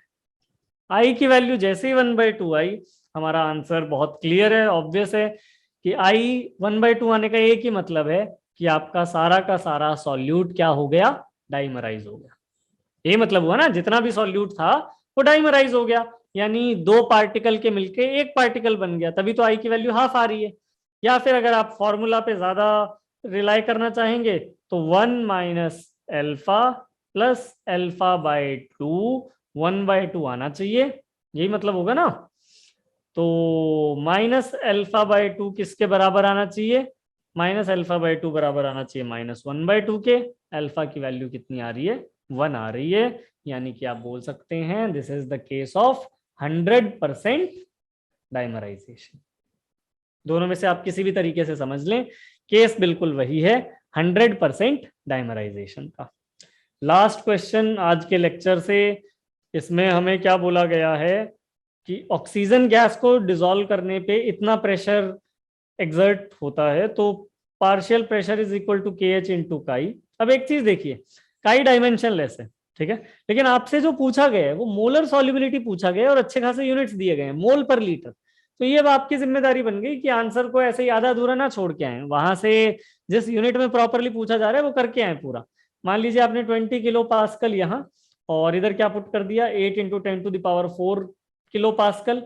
और काई की वैल्यू कितनी है, काई की वैल्यू निकाल ली यहाँ से, किलो पास्कल से किलो पास्कल कैंसिल किया, 2/8000 ये आपने काई निकाल दिया, और यही आप वहां पे एज ए आंसर पुट करके आ गए। तो ये गलत बात है, क्योंकि अभी आपने क्या निकाला है, अभी आपने निकाला है मोल fraction of O2 in liquid phase. अभी आपने मोलर सॉल्युबिलिटी जो गिवन यूनिट्स है उनमें नहीं निकाली, मोल पर लीटर में नहीं निकाली अभी भी।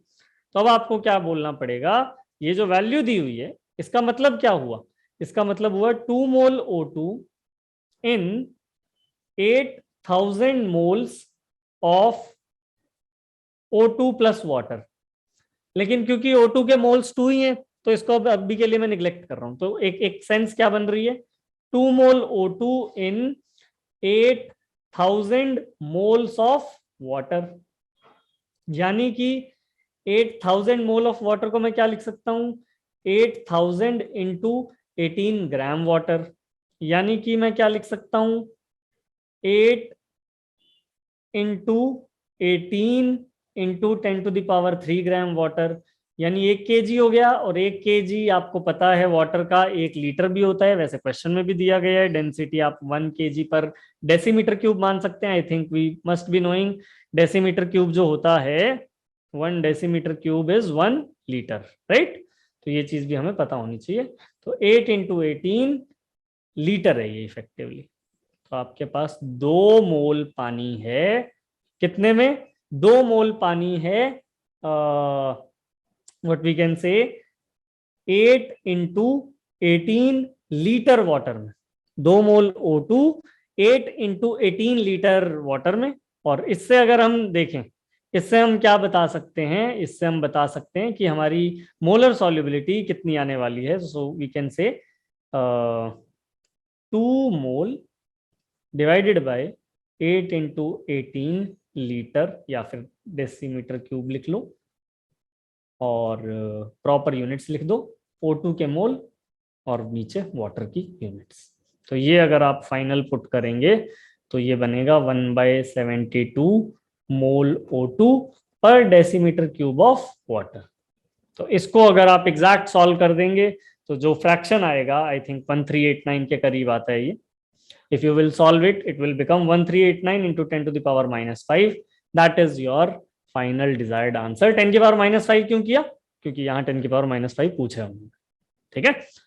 तो ये पूरा चैप्टर में अगर आप देखेंगे छोटे छोटे कॉन्सेप्ट हैं और उनपे छोटे छोटे ही क्वेश्चन है। बहुत सारे छोटे छोटे कॉन्सेप्ट हैं कि आपको हेनरीज लॉ पता है, नहीं पता, राउल्ट्स लॉ पता है क्या, उसमें नेगेटिव डेविएशन, पॉजिटिव डेविएशन, ये वाले केसेस, ग्राफ किस तरीके से होगा, इक्वेशन कैसे बनेगी, चारों colligative properties, went Hoff factor, कुछ चीजें हैं उनको अगर हम सही से कर लेंगे तो क्वेश्चन जेईई मेन में बहुत आसान लेवल के आते हैं। कहीं हमें एज सच डिफिकल्टी फेस नहीं होगी, पर एडवांस में भी क्वेश्चन आएंगे तो बस वो 2-3 कॉन्सेप्ट को मिक्स करके आ जाएंगे। लेकिन अगर कंसेप्चुअल क्लैरिटी है, you will be able to manage. So that's it from this video. Next video में मिलते हैं किसी नए टॉपिक के साथ। Till then, bye bye, take care.